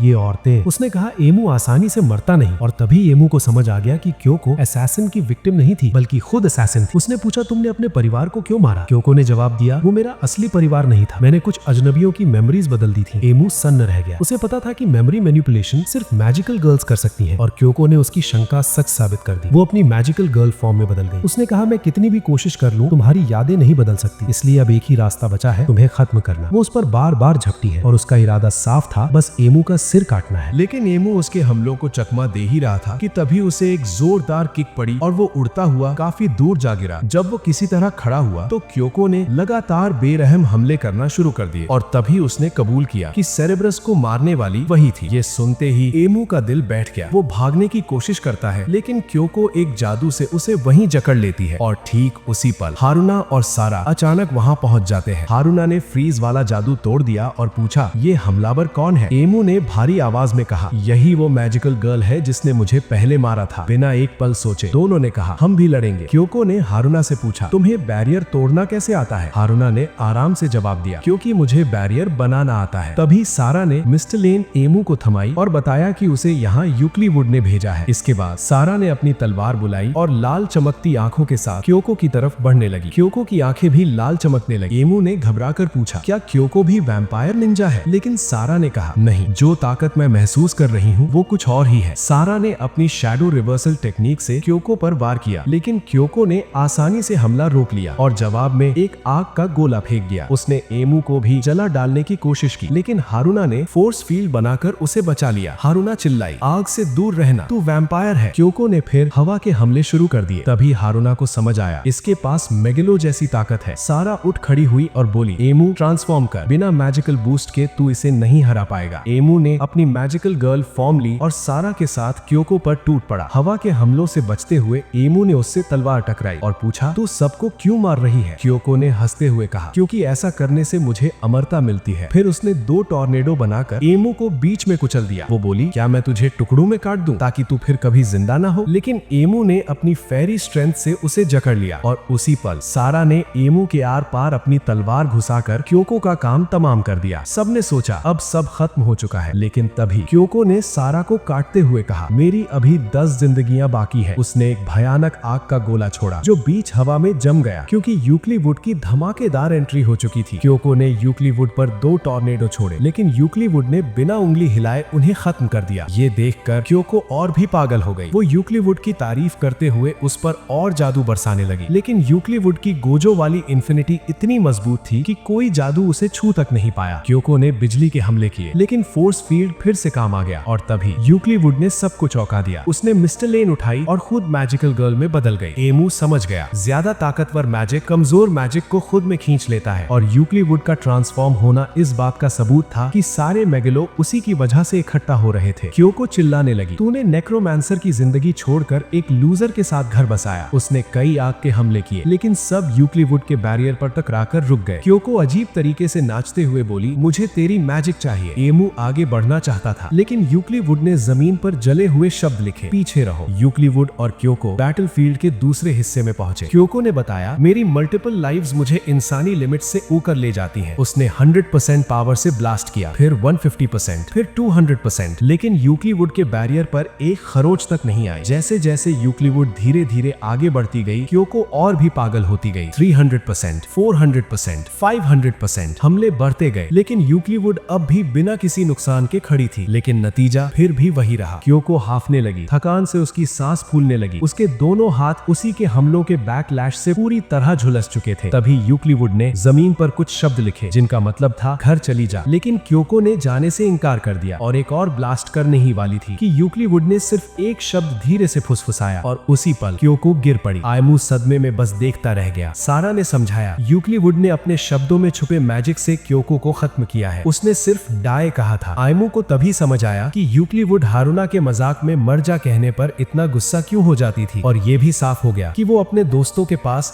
अपने जज्बात और शब्द क्यों दबा कर रखती थी। क्योको किसी तरह फिर से खड़ी हुई लेकिन यूक्लिवुड ने फिर से धीरे से कहा डाई और क्योको सीधे मिट्टी में जा गिरी। ये सिलसिला चलता रहा। यूक्लिवुड बार बार वही एक शब्द बोलती रही। भले ही हर बार उसके शरीर में भयानक दर्द होने लगता लेकिन क्योको हर बार फिर उठ जाती। आखिरकार क्योको ने इस हमले का तोड़ निकाला। उसने अपने कानों के पर्दे खुद फाड़ दिए। फिर वो यूक्लिवुड से लिपट गई और अपनी पूरी मैजिक पावर एक साथ छोड़ दी। इस हमले ने यूक्लिवुड को बुरी तरह घायल कर दिया। अब क्योको हंसते हुए शेखी बघारने लगी। देखा, मल्टीपल लाइव्स होना सबसे मस्त चीज है। हारुना ने गुस्से में मिस्टर लेन कसकर पकड़ ली। सारा ने आयमू से कहा, मैंने एक नई टेक्निक बनाई है, अब इस पागल चुड़ैल को पीस डालूंगी। तीनों एक साथ क्योको पर टूट पड़े। सारा ने अपनी नई टेक्निक चलाई, एक साथ हजारों पत्तों का हमला, लेकिन क्योको ने उसे हवा में उड़ा दिया। हारुना ने मिस्टर लेन से वार किया किया, लेकिन क्योको ने उसे भी जमीन पर पटक दिया और तभी क्योको ने कुछ ऐसा किया जिससे सब सन्न रह गए। उसने खुद के सीने में तलवार घोंप ली और उसी पल उसके जले हुए हाथ पैर और फटे हुए कान सब ठीक हो गए। अब उसने ठान ली अब जल्दी सबको खत्म करना है, क्योंकि मेरी कई जिंदगियां पहले ही खत्म हो चुकी हैं। तभी आयमू ने भी गेम बराबर करने का फैसला किया और वो मैजिकल गर्ल में ट्रांसफॉर्म हो गया। क्योको ने एक जोरदार स्लैश मारा जो आयमू को चीरता हुआ निकल गया और लड़ने या बचने के बजाय आयमू जिंदगी की कीमत पर ज्ञान देने लग गया। यही उसकी सबसे बड़ी गलती थी। क्योको को मौका मिल गया और उसने आयमू पर कई और वार कर दिए। जमीन पर गिरा हुआ आयमू बस इतना बोला, यूक्लिवुड अब घर चले, डिनर का टाइम हो गया है। ये सुनते ही क्योको पूरी तरह भड़क गई। वो चिल्लाई और पूरी ताकत से आयमू को 2 टुकड़ों में काटने के लिए अपनी तलवार उठा ली, लेकिन आयमू ने उसकी तलवार नंगे हाथों से पकड़ ली और अगले ही पल उसे चकनाचूर कर दिया। वो खड़ा हुआ और धीरे धीरे उसकी तरफ बढ़ने लगा। आयमू बोला, मुझे मारने के लिए शुक्रिया, क्योंकि जो जिंदगी मैं अभी जी रहा हूँ वो मेरी पिछली जिंदगी से कहीं ज्यादा अच्छी है। फिर उसने क्योको का हाथ पकड़ा और कहा, अब वक्त है कि मैं तेरी जिंदगी भी बदलूं। क्योको बोली, मेरे पास लाइफ का आर्टिफैक्ट है। आयमू ने जवाब दिया, तो मैं तुझे बार बार मारता रहूंगा जब तक तेरी चोरी की हुई सारी जिंदगियां खत्म न हो जाए। क्योको ने उसके सीने में ब्लास्ट मारकर खुद को छुड़ाया, लेकिन जमीन पर गिरा हुआ आयमू ऊनो रिवर्स खेल गया और चेन सॉ से उसे बीच से चीर दिया। जब उसका शरीर फिर से जुड़ गया तो उसने दोबारा हमला करने की कोशिश की, लेकिन आयमू चेन सॉ से उसे बार बार काटता चला गया, इतना कि क्योको डर के मारे भागने लगी। आयमू जानता था वो अब अपनी आखिरी जिंदगी पर थी। वो रहम की भीख मांगने लगी, लेकिन आयमू बोला, तुझे उन सब जिंदगियों की कीमत चुकानी होगी जो तूने छीनी है। उसने कहा, तेरे सारे शिकार, मैं भी, सब उतने ही मौत से डरे हुए थे जितनी तू अब है। और ये कहकर उसने जिंदगी का सबसे भारी डेट्रॉइट स्मैश उस पर उतार दिया। लेकिन असल में आयमू ने जानबूझकर उसके सिर के पास वार किया और उसे जिंदा छोड़ दिया। इसके बाद वो यूक्लिवुड के पास गया। यूक्लिवुड ने उसका शुक्रिया अदा किया और फिर बोली, अब डिनर के लिए दावत चाहिए। उनकी हल्की फुल्की बातों के बीच सबकी नजर डाई पर पड़ी जो वहाँ आ चुकी थी। वो क्योको को देख रही। डाई ने आयमू से कहा, अगर तू सच में क्योको को मारने वाला होता तो मैं तुझे वहीं खत्म कर देती। आयमू ने उसे डांटा, तूने इसकी परवरिश ठीक से क्यों नहीं की? डाई बोली, मेरे पास मिलियन स्टूडेंट्स हैं, मैं सबको अकेले ट्रेन नहीं कर सकती। आयमू अब भी बहस में फंसा हुआ था, तो डाई ने उसे चुप कराने के लिए आग की एक जबरदस्त लहर उस पर फेंकी। उसने कहा, मैं क्योको को घर ले जाकर दोबारा सुधारूंगी। आयमू ने पूछा, तो फिर पहले क्यों नहीं आई? डाई बोली, मैं टोफू लेने आई थी जो तूने मुझसे वादा किया था। जब क्योको को होश आया, डाई ने कहा, अब घर चलने का वक्त है। लेकिन तभी किंग ऑफ द नाइट ने उस पर काबू कर लिया। उसने कहा, हम फिर मिलेंगे, और क्योको का शरीर लेकर गायब हो गया। डाई ने हरुना से कहा, मैं उसके पीछे जा रही हूँ, और वो टेलीपोर्ट होकर चली गई। यूक्लिवुड ने बताया, किंग ऑफ द नाइट काली धुंध छोड़ रहा है, ठीक वैसी ही ताकत जैसी एक ज़ॉम्बी में थी जिसे मैंने कभी खत्म किया था। काफी देर बाद आयमू राइस बॉल्स खाते हुए इन सब बातों के बारे में सोच रहा था। उधर हरुना और सारा किचन में हंगामा मचा रही थी और आयमू यूक्लिवुड को प्यार भरी नजरों से देखने लगा जो उसके पास बैठकर खा रही थी। आयमू ने पूछा, मेरे अलावा क्या और भी ज़ॉम्बी हैं? यूक्लिवुड ने लिखकर बताया, मैंने एक आदमी को ज़ॉम्बी बनाया था, लेकिन वो बहुत ज्यादा खतरनाक हो गया था, तो मुझे उसे खत्म करना पड़ा। आयमू ने पूछा, क्या वो तुम्हारा लवर था? यूक्लिवुड ने फौरन मना कर दिया। तो आयमू बोला, मैं हूं ना, तेरी ताकत से मैं अजय हूं और हमारे पास सारा और हरुना भी है। ये सुनकर यूक्लिवुड मुस्कुरा दी। तभी दोनों लड़कियां कमरे में आई और आयमू को कहने लगी, हमने नई डिश बनाई है, ट्राई कर। उनके जाने के बाद आयमू ने पूछा, अभी जिंदगी कैसी लग रही है? यूक्लिवुड ने जवाब लिखा, बुरी नहीं है। कुछ दिन बाद आयमू आधी रात तक पढ़ाई में जुटा हुआ था, क्योंकि ओरियो ने कहा था कि अब उसे अपने खराब ग्रेड सुधारने के लिए पूरी तरह पढ़ाकू कीड़ा बनना पड़ेगा। तभी हरुना अजीब सी साइंस की बकवास शुरू कर देती है जिसे वो सुपर स्ट्रिंग थ्योरी बोल रही थी। वो ब्रह्मांड की उत्पत्ति समझाने लगती है, जबकि आयमू ने उससे सिर्फ मैथ्स पढ़ाने को कहा था। आयमू का दिमाग उसकी बेसिर पैर की बातों से लगभग जल चुका था। वो लगातार बोले जा रही थी। तभी यूक्लिवुड ने आयमू से कहा कि अपने मैथ्स के सवाल उसे दिखाए। जैसे ही आयमू ने कॉपी दी, यूक्लिवुड ने सारे सवाल आराम से हल कर दिए। ये देखकर हरुना जल भुन गई, क्योंकि अब आयमू उसकी क्लास छोड़कर यूक्लिवुड के साथ पढ़ने लगा था। हरुना ने भी वही तरीका अपनाकर सवाल हल करने की कोशिश की, लेकिन मैथ्स करने की जगह उसने वर्कशीट पर वन पीस की पूरी दुनिया का नक्शा बना डाला। टेस्ट वाले दिन आयमू को पेपर बहुत आसान लग रहा था, क्योंकि उस बेवकूफ सी मैजिकल गर्ल ने सवाल पहले ही सही बता दिए थे। तभी उसकी नजर बाहर शीशे से चिपकी हुई उसी मैजिकल गर्ल पर पड़ी। आयमू ने फट से पर्दे बंद कर दिए। जब उसने दोबारा पर्दे खोले और अपना टेस्ट पेपर उसे दिखाया, तो वो चिल्लाने लगी और बोली कि इलाके में एक मेगलो आ गया है। ये सुनकर आयमू ऐसा घबरा गया कि पूरी क्लास का ध्यान उसी पर चला। बाद में उसने सारा को कॉल किया और पूछा कि क्या वो मेगलो को महसूस कर पा रही है। सारा ने मना कर दिया और फिर यूक्लिवुड से मदद मांगी। यूक्लिवुड ने बताया कि हरुना और मेगलो 3rd डिस्ट्रिक्ट के अपार्टमेंट कॉम्प्लेक्स में है और जल्दी पहुंचने को कहा। आयमू भागते हुए वहां निकला। रास्ते में उसे डाई का कॉल आया। डाई ने कहा कि किसी चीज को संभाल कर रखना है और हरुना को इसके बारे में कुछ नहीं पता चलना चाहिए। कॉल कटते ही आयमू को एहसास हुआ कि अब छांव कहीं नहीं। उसे अपार्टमेंट तक पहुंचने के लिए पूरे 100 मीटर धूप में दौड़ना पड़ेगा। उसने पूरा दम लगाया, फ्लैश बनने की कोशिश की, लेकिन सूरज ने उसे ऐसा भूना कि उसे पास की नदी में कूदना पड़ा। उधर हरुना एक अजीब से घोड़े जैसे मेगलों से लड़ रही थी। वो उसके सारे चेनसो अटैक्स को चकमा दे रहा था और फिर जहरीली गैस से उसे गिरा देता है। जमीन पर गिरी हरुना के पास वो मेगलो उसके डंजन पर हमला करने ही वाला था कि आइमू आकर उसकी गर्दन के बाल पकड़ लेता है। घोड़ा मेगलो आइमू को दूर फेंक देता है, लेकिन आइमू तगड़े वारों से उसे वापस उड़ा देता है। तभी फिर से सूरज आइमू को भूनने लगता है। हरुना चिल्लाकर कहती है कि ये ए क्लास मेगलो है, ट्रांसफॉर्म कर ले। आइमू अपनी कमजोर हालत में ट्रांसफॉर्म करता है और हैरान रह जाता है कि मैजिकल गर्ल फॉर्म में सूरज उस पर असर ही नहीं कर रहा। आइमू और घोड़ा मेगलो की जबरदस्त टक्कर होती है। हरुना पीछे से सावधान करती है, लेकिन आइमू समय पर रिएक्ट नहीं कर पाता और एक जेलीफिश मेगलो आकर उसे ढेर कर देता है और बिजली मार देता है। गलती से जेलीफिश मेगलो को उसके मैन मार्बल्स छू जाते हैं तो वो अपने पंजे खींच लेता है। जेलीफिश का झुंड हरुना की तरफ मुड़ जाता है, जबकि बॉस लगातार आइमू को पिकाचू बना रहा था। आइमू मदद की गुहार लगाता है, तभी एक अजीब आदमी आता है और सारे मेगलो पर रामेन गिरा देता है। वो सब वहीं खत्म हो जाते हैं। पीछे से जेलीफिश मेगलो एक हमला करने ही वाला था कि सारा एन मौके पर आकर उसे निपटा देती है। आइमू सारा के पीछे भागता है, लेकिन सारा उसे गले लगाने नहीं देती और एक दर्दनाक WWE मूव लगाकर जमीन पर पटक देती है। फिर वो बताती है कि वो विरोधी फैक्शन की एक वैम्पायर निंजा है जिसका नाम मेलस्ट्रॉम है। आइमू और मेलस्ट्रॉम में इस बात पर बहस शुरू हो जाती है कि ड्रैगन बॉल का सबसे ताकतवर कैरेक्टर कौन है। ये देखकर हरुना इतनी चिढ़ जाती है कि आइमू को धक्का दे देती है। आइमू सीधे मेलस्ट्रॉम पर गिरता है और दोनों के होंठ आपस में चिपक जाते हैं। जब आइमू उठने की कोशिश करता है तो उसे महसूस होता है कि उसके हाथ किसी नरम से कुशन पर टिके हैं। तभी उसे समझ आता है कि मेलस्ट्रॉम एक लड़की है, लेकिन हरुना और सारा ने आइमू को उसकी इस नई खोज को समझने का जरा भी मौका नहीं दिया और दोनों ने मिलकर उसे बेरहमी से पीटना शुरू कर दिया। इसके बाद मेलस्ट्रॉम आइमू, सारा और अपने सीक्रेट बेस पर ले जाती है। वो बताती है कि उसने ऐसा इसलिए किया क्योंकि आइमू उसके रामेन का राज जानना चाहता था। जब सबने रामेन चखा तो आइमू बोला कि ये तो सच में बहुत स्वादिष्ट है। ये सुनकर मेलस्ट्रॉम उसे अपने हाथ का बना खाना भी दे देती है। आइमू पूछता है कि आखिर ये रामेन मेगलो को हराता कैसे है। इस पर मेलस्ट्रॉम समझाती है कि उन्होंने दुनिया भर के रामेन बूथ से पोर्क कटलेट रामेन को एम्पलीफाई करके एक खास पोक बोन सूप बनाया है। मतलब ये सूप उन बड़ी बड़ी रेस्टोरेंट्स की रेसिपीज चुरा चुरा कर तैयार किया गया है। आइमू इस जवाब से संतुष्ट नहीं होता और पूछता है कि वो मेगलो पर रामेन क्यों डालती है। इस जवाब में मेलस्ट्रॉम एक इंसाइक्लोपीडिया जितनी मोटी किताब निकाल लेती है और पूरा प्रोसेस समझाने लगती है। इतना सुनकर आइमू पूरी तरह थक जाता है। मेलस्ट्रॉम मजाक मजाक में सुपर स्ट्रिंग थ्योरी छेड़ने की बात करती है, लेकिन आइमू तुरंत बना कर देता है। उसे वो डरावना लेसन दोबारा झेलने का कोई शौक नहीं था। फिर मेलस्ट्रॉम आगे बताती है कि कमरे में लगी मशीन ऐसे सेट है कि अगर मेगलो का झुंड आए तो आसमान से पोक कटलेट सूप बरसने लगे। सारा को उसकी ये सारी बातें बेकार लगती है और वो जाने लगती है, लेकिन मेलस्ट्रॉम उसे रोक कर बताती है कि कोई उस मशीन को नष्ट करना चाहता है। वो सारा के साथ चलने को कहती है, लेकिन सारा मना करके वहाँ से चली जाती है। आइमू कहता है कि वो भी सारा के साथ जाएगा। ये सुनकर मेलस्ट्रॉम गुस्से में उसे बाहर निकल जाने को कह देती है। घर जाते वक्त आइमू फिर उस मशीन का जिक्र करता है। इस पर सारा बताती है कि वो इकोसिस्टम को नुकसान पहुंचा सकती है, इसलिए उसके सीनियर्स उस पर नजर रखे हुए हैं। सारा ये भी बताती है कि वैम्पायर निंजाज में किस सिर्फ शादी के समय होती है, समय और जगह मायने नहीं रखती। मतलब आइमू और मेलस्ट्रॉम अब शादीशुदा है। आइमू पूछता है कि क्या इसी वजह से वो उसका खून नहीं पीना चाहती। सारा हाँ कहती है और साथ में ये भी जोड़ देती है कि उसकी शक्ल सूरत भी वजह है। आइमू पूछता है कि अगर वो अभी उसे किस कर ले तो क्या वो शादी मानी जाएगी। सारा कहती हाँ, और तब वो उससे प्यार का वादा करेगी। आइमू उसकी मिल्क फैक्ट्रीज को घूरने लगता है और सपने देखने लगता है। तभी सारा उसका सपना तोड़ देती है और धमकी देती है कि अगर उसने ऐसा किया तो उसके फैमिली जूल्स छीन लेगी। जब सब घर पहुंचते हैं तो देखते हैं कि हरुना और यूक्ली वुड एक पेड़ सजा रहे हैं। आइमू पूछता है कि ये किस लिए है। हरुना बताती है कि इसे तनाबाता कहते हैं। फिर वो एक अजीब सी कहानी सुनाती है। आसमान में सितारों की नदी बहती है और एक लेजेंडरी आदमी आता है जिसके साथ दो जानवर होते हैं। उनके कपड़े खून से सने होते हैं और उनके पास इतना बड़ा थैला होता है कि एक इंसान उसमें समा जाए। अंधेरे में वो उन घरों में घुसता है जिनके बाहर बैम्बू के पेड़ चिमनी की तरह खड़े होते हैं और ये खतरनाक सैंटा क्लॉज पोनी टेल वाले किसी भी इंसान की विश पूरी कर देता है। उसकी बेवकूफ सी कहानी खत्म होते ही आइमू बोलता है कि उसे इन सब के बारे में उससे ज्यादा पता है। इसके बाद सब लोग कार्ड्स लिखते हैं और उन्हें उस पेड़ पर टांग देते हैं। फिर आधी रात के आसमान को देखते हुए सब शेव डाइस खाते हैं। अगले दिन क्लास में एक अजीब सी लड़की आइमू के पास आती है और उसे एक बॉक्स देती है। वो कहती है कि अब ये उसी का है। वो फोन पर किसी पर चिल्लाती है जिससे आइमू डर जाता है और फिर वहाँ से चली जाती है। आइमू बॉक्स खोलता है तो अंदर एक चश्मा होता है। तभी मेलस्ट्रॉम आती है और आइमू को लंच पैक देती है। वो बताती है कि पत्नी का पति के लिए खाना बनाना नॉर्मल बात है। फिर वो बोलने लगती है कि उसके पास उसकी पत्नी बनने के अलावा कोई ऑप्शन नहीं था और ये भी कि शादी करना हमेशा उसका सपना था। तभी ओरियो आता है और मेलस्ट्रॉम को ऐसे बुलाता है जैसे वो उसे पहले से जानता हो। आइमू पूछता है कि क्या वो उसे जानता है। ओरियो बताता है कि वो अगली क्लास की स्टूडेंट है, नाम है तमोरी। इतना सुनते ही मेलस्ट्रॉम उसे पीटना शुरू कर देती है और चिल्लाकर कहती है तमोरी मेरा नाम नहीं है। आइमू ने पूछा कि उसे तमोरी नाम कहाँ से पता चला। इस पर ओरियो ने बोर्ड पर नाम लिख दिया याशिदा यूकी और बोला कि इसे तमोरी भी पढ़ा जा सकता है। मेलस्ट्रॉम ने जबरदस्ती चश्मा आइमू की आंखों पर चढ़ा दिया और बोली ध्यान से देख, लेकिन हुआ उल्टा। चश्मा पहनते ही आइमू को एक्सरे विजन मिल गया और उसे मेलस्ट्रॉम का पूरा एक्सपोज्ड फॉर्म दिख गया। कुछ दिन बाद आइमू स्कूल जाते हुए अपने नए चश्मे की कमाल की पावर पावर्स पर फुल स्वैग दिखा रहा था। तभी अचानक एक गोल्फ क्लब आकर सीधे उसके मुंह पर लगती है। चश्मा हवा में उड़ जाता है। आइमू ने एलीट लेवल की एक्रोबैटिक्स दिखाते हुए चश्मा बचाने की कोशिश की, लेकिन तभी सारा कहीं से टपक पड़ी और चश्मा उससे छीन लिया। जैसे ही उसने चश्मा पहना और उसकी पावर देखी, उसने बिना टाइम वेस्ट किए आइमू को डीजेनरेट शब्द के सारे सिनोनिम से नवाज दिया। अगली सुबह हरुना फिर से अजीब सपने देख रही थी। इस बार सपने में आइमू पूरा मैजिकल गर्ल आउटफिट पहनकर उसके सामने आ गया। उसे देखकर हरुना इतनी एक्साइटेड हो गई कि वो जो भी पहन रही थी सब अचानक गायब हो गया। जब आइमू ने उसे उठाया और किस करने लगा, हरुना की नींद खुल गई और अपनी सारी फ्रस्ट्रेशन उसने असली आइमू पर उतार दी, मतलब जमकर सुताई। इतना ही नहीं, सारा ने भी आइमू पर इल्जाम लगा दिया कि वो किसी तरह हरुना के सपनों में घुसकर अपनी गंदी फैंटेसीज पूरी कर रहा है और उसे सीधा सीधा एक बेकार इंसान कह दिया। स्कूल पहुंचकर आइमू ने वो लंच खोला जो हरुना ने उसके लिए बनाया था, लेकिन आज वो पहले जितना टेस्टी नहीं लग रहा था। तभी ओरियो आया, हमेशा की तरह भीख मांगने के मूड में, और खाने की तारीफ करते हुए पूरी क्लास को बुला लिया कि सब चखे। कुछ घंटे बाद मेलस्ट्रॉम एक डाइनर में आइमू की क्लास की लड़की कोनामी से मिली। उसने कोनामी को बताया कि वो आइमू को पसंद करना सीखना चाहती है। कोनामी ने पूछा, पर आइमू ही क्यों? मेलस्ट्रॉम ने डिटेल्स बताए बिना कहा कि कुछ सर्कमस्टांसेस की वजह से उसे आइमू को पसंद करना ही पड़ेगा। जब कोनामी ने और खोदा तो मेलस्ट्रॉम बोली कि वो उसे पसंद करना चाहती है, लेकिन उसे तरीका नहीं आता क्योंकि वो पहले कभी किसी लड़के के प्यार में नहीं पड़ी। फिर उसने बताया कि वो उसकी वाइफ है और चाहती है कि आइमू भी उसे पसंद करे। कोनामी की एक क्लासमेट ने पूछा, सच में उसकी वाइफ? तो मेलस्ट्रॉम बोली, स्कूल वाइफ, और फिर बोली कि वो वैसी वाइफ बनना चाहती है जैसी आइमू चाहता है। कोनामी ने थोड़ा सोचा और नतीजा निकाला, आदमी के दिल का रास्ता पेट से जाता है। ये सोचते ही वो अजीब फैंटेसीज में खो गई और खुद पर काबू खो बैठी। तभी एक मस्कुलर रे मिस्टीरियो कॉस्प्ले करता सर्वेंट आया और उसे चुप रहने को बोला। कोनामी ने कहा कि आइमू को लंच से इम्प्रेस करना मुश्किल होगा क्योंकि उसका लंच पहले से ही बहुत बढ़िया होता है, लेकिन मेलस्ट्रॉम ने हार मानने से मना कर दिया। कोनामी ने उसे ये भी सलाह दी कि वो लड़कों की तरह बोलना बंद करे और थोड़ा अलग तरीके से चार्म करे। उसका मानना था कि आइमू को लाइज पसंद है, मतलब मेलस्ट्रॉम ओने चान रोल प्ले ट्राई कर सकती है। अगले दिन मेलस्ट्रॉम ने आइमू को अपने हाथ का बना लंच दिया। जब उसने बॉक्स खोला तो उसमें दुनिया भर की रोमांटिक फीलिंग भरी हुई थी। जैसे ही ओरियो काटने बढ़ा, मेलस्ट्रॉम ने उसका हाथ झटक दिया। वो चाहती थी कि पहला बाइट सिर्फ आइमू ले। सब कुछ रोमांटिक तरीके से सही चल रहा था, लेकिन फिर मेलस्ट्रॉम ने फिनिशिंग टच देने का फैसला किया। उसने खाने पर तरह तरह की सॉसेस बेहिसाब मात्रा में डाल दी, इतनी कि वो खाना ऐसा लगने लगा जैसे किसी बिल्ली ने गंदा कर दिया हो। उधर घर पर सारा कपड़े धो रही थी, तभी एक रहस्यमय कागज उड़ता हुआ उसके पास आया। जब उसने वो कागज पढ़ा तो पता चला वो एक मिशन था। तो सारा ने ध्यान से यूक्लिवुड को घूर कर देखा, शायद यही उसके मिशन का हिस्सा था। इसका मतलब क्या है? कोनामी की सलाह मानते हुए मेलस्ट्रॉम स्कूल गेट पर आइमू का इंतजार करने लगी। जैसे ही वो दिखी, उसने बिना टाइम वेस्ट किए उसे कहा आज तुम मेरे साथ घर चलोगे। आइमू के पास मानने के अलावा कोई ऑप्शन नहीं था। रास्ते में आइमू ने पूछा, वैसे वैम्पायर निंजा लोग किस तरह के घर में रहते हैं? ये सुनते ही मेलस्ट्रॉम उसे चुप कराने लगी क्योंकि वो बहुत जोर से बोल रहा था, लेकिन उल्टा उसी के मुंह से वैम्पायर निंजा निकल गया। आइमू ने तुरंत अपनी हथेली से उसका मुंह ढक लिया। उसी वक्त पास से गुजरती कुछ बूढ़ी औरतों ने उसे देख लिया और इल्जाम लगा दिया कि सड़क पर गंदे खेल खेले जा रहे हैं। दोनों के चेहरे लाल हो गए और फटाफट एक दूसरे से दूर कूद पड़े। थोड़ी देर बाद दोनों फिर साथ चलने लगे। आइमू ने उससे कहा कि वो उसे वाइफ कहना बंद करे, लेकिन मेलस्ट्रॉम ने मना कर दिया। उसने कहा कि मैं कुछ नहीं कर सकती, ये वैम्पायर निंजा कोड है। आइमू ने पूछा, तो क्या तुम मेरे साथ रहने आओगी? मेलस्ट्रॉम ने जवाब दिया कि वो ऐसा नहीं कर सकती क्योंकि वहाँ सारा रहती है और उनके नेचर एक दूसरे से बिल्कुल अलग है और दोनों साथ नहीं रह सकते। जब आइमू ने पोर्क कटलेट मशीन के बारे में पूछा तो उसने कहा कि वो खराब हो गई है। आगे जाकर रास्ता दो हिस्सों में बट गया। आइमू ने कहा कि शादीशुदा होने के बजाय दोस्त बन जाते हैं। मेलस्ट्रॉम ने साफ मना कर दिया। उसने कसम खाई कि वो पूरी कोशिश करेगी कि उसे आइमू पसंद आ जाए और आइमू से भी कहा कि वो उसे पसंद करने की कोशिश करे। तभी फिर से वही बूढ़ी औरतें आ गई और दोनों पर आरोप लगाने लगी कि सड़क के बीच में गंदे काम करना बंद करो। अब दोनों इस बात पर बहस करने लगे कि ज्यादा शर्मिंदा कौन हुआ। तभी हरुना आ गई और बोली कि वो आइमू को घर ले जाने आई है। जलन की वजह से उसने आइमू से थोड़ा सख्ती से बात की। आइमू ने उसे मनाने के लिए वादा किया कि अगली बार फ्री हुआ तो उसे कहीं घुमाने ले जाएगा। मेलस्ट्रॉम ने दोनों को साथ देख लिया और बोली कि वो भी साथ चलेगी। आइमू ने हामी भर दी और कहा कि सारा और यूक्लिवुड को भी साथ ले चलेंगे। कुछ दिन बाद आइमू और सारी लड़कियां ट्रिप पर निकले। मेलस्ट्रॉम ने मौका मिलते ही आइमू के करीब आने की कोशिश की, जिससे हरुना चिढ़ गई और उसे खींचकर दूर ले गई। मॉल में लड़कियों ने अलग अलग एलिगेंट कपड़े ट्राई किए। आइमू अपने वॉलेट को लेकर टेंशन में था कि जो थोड़े बहुत पैसे बचे हैं वो भी उड़ने वाले हैं। आइमू ने सारा को कैट गर्ल कॉस्प्ले सुझाया। पहले उसने जोर से मना किया, लेकिन आखिरकार पहन ही लिया। जैसे ही आइमू उसे देखने की कोशिश करता है, सारा ने 2 शुरिकेन से उसकी आंखों पर वार कर दिया। जब आइमू की नजर वापस आई तो उसने देखा कि लड़कियां अब अंडरगारमेंट्स की शॉपिंग कर रही हैं। मेलस्ट्रॉम को एक नाइटवेयर दिखा, जिसे देखकर उसके दिमाग में आइमू को लेकर सपने चलने लगे और वो पूरी तरह क्रैश आउट हो गई। शॉपिंग के बाद आइमू ढेर सारी बैग्स उठाकर चल रहा था और उन्हें पता भी नहीं था कि कोई रहस्यमय आदमी दूर से उन्हें देख रहा है। अब सब रामेन शॉप पहुंचे। मेलस्ट्रॉम ने डिश में अपना स्पेशल इंग्रेडिएंट डालने की कोशिश की, लेकिन आइमू ने उसे रोक दिया और बोला कि शेफ का सम्मान करो। थोड़ी देर बाद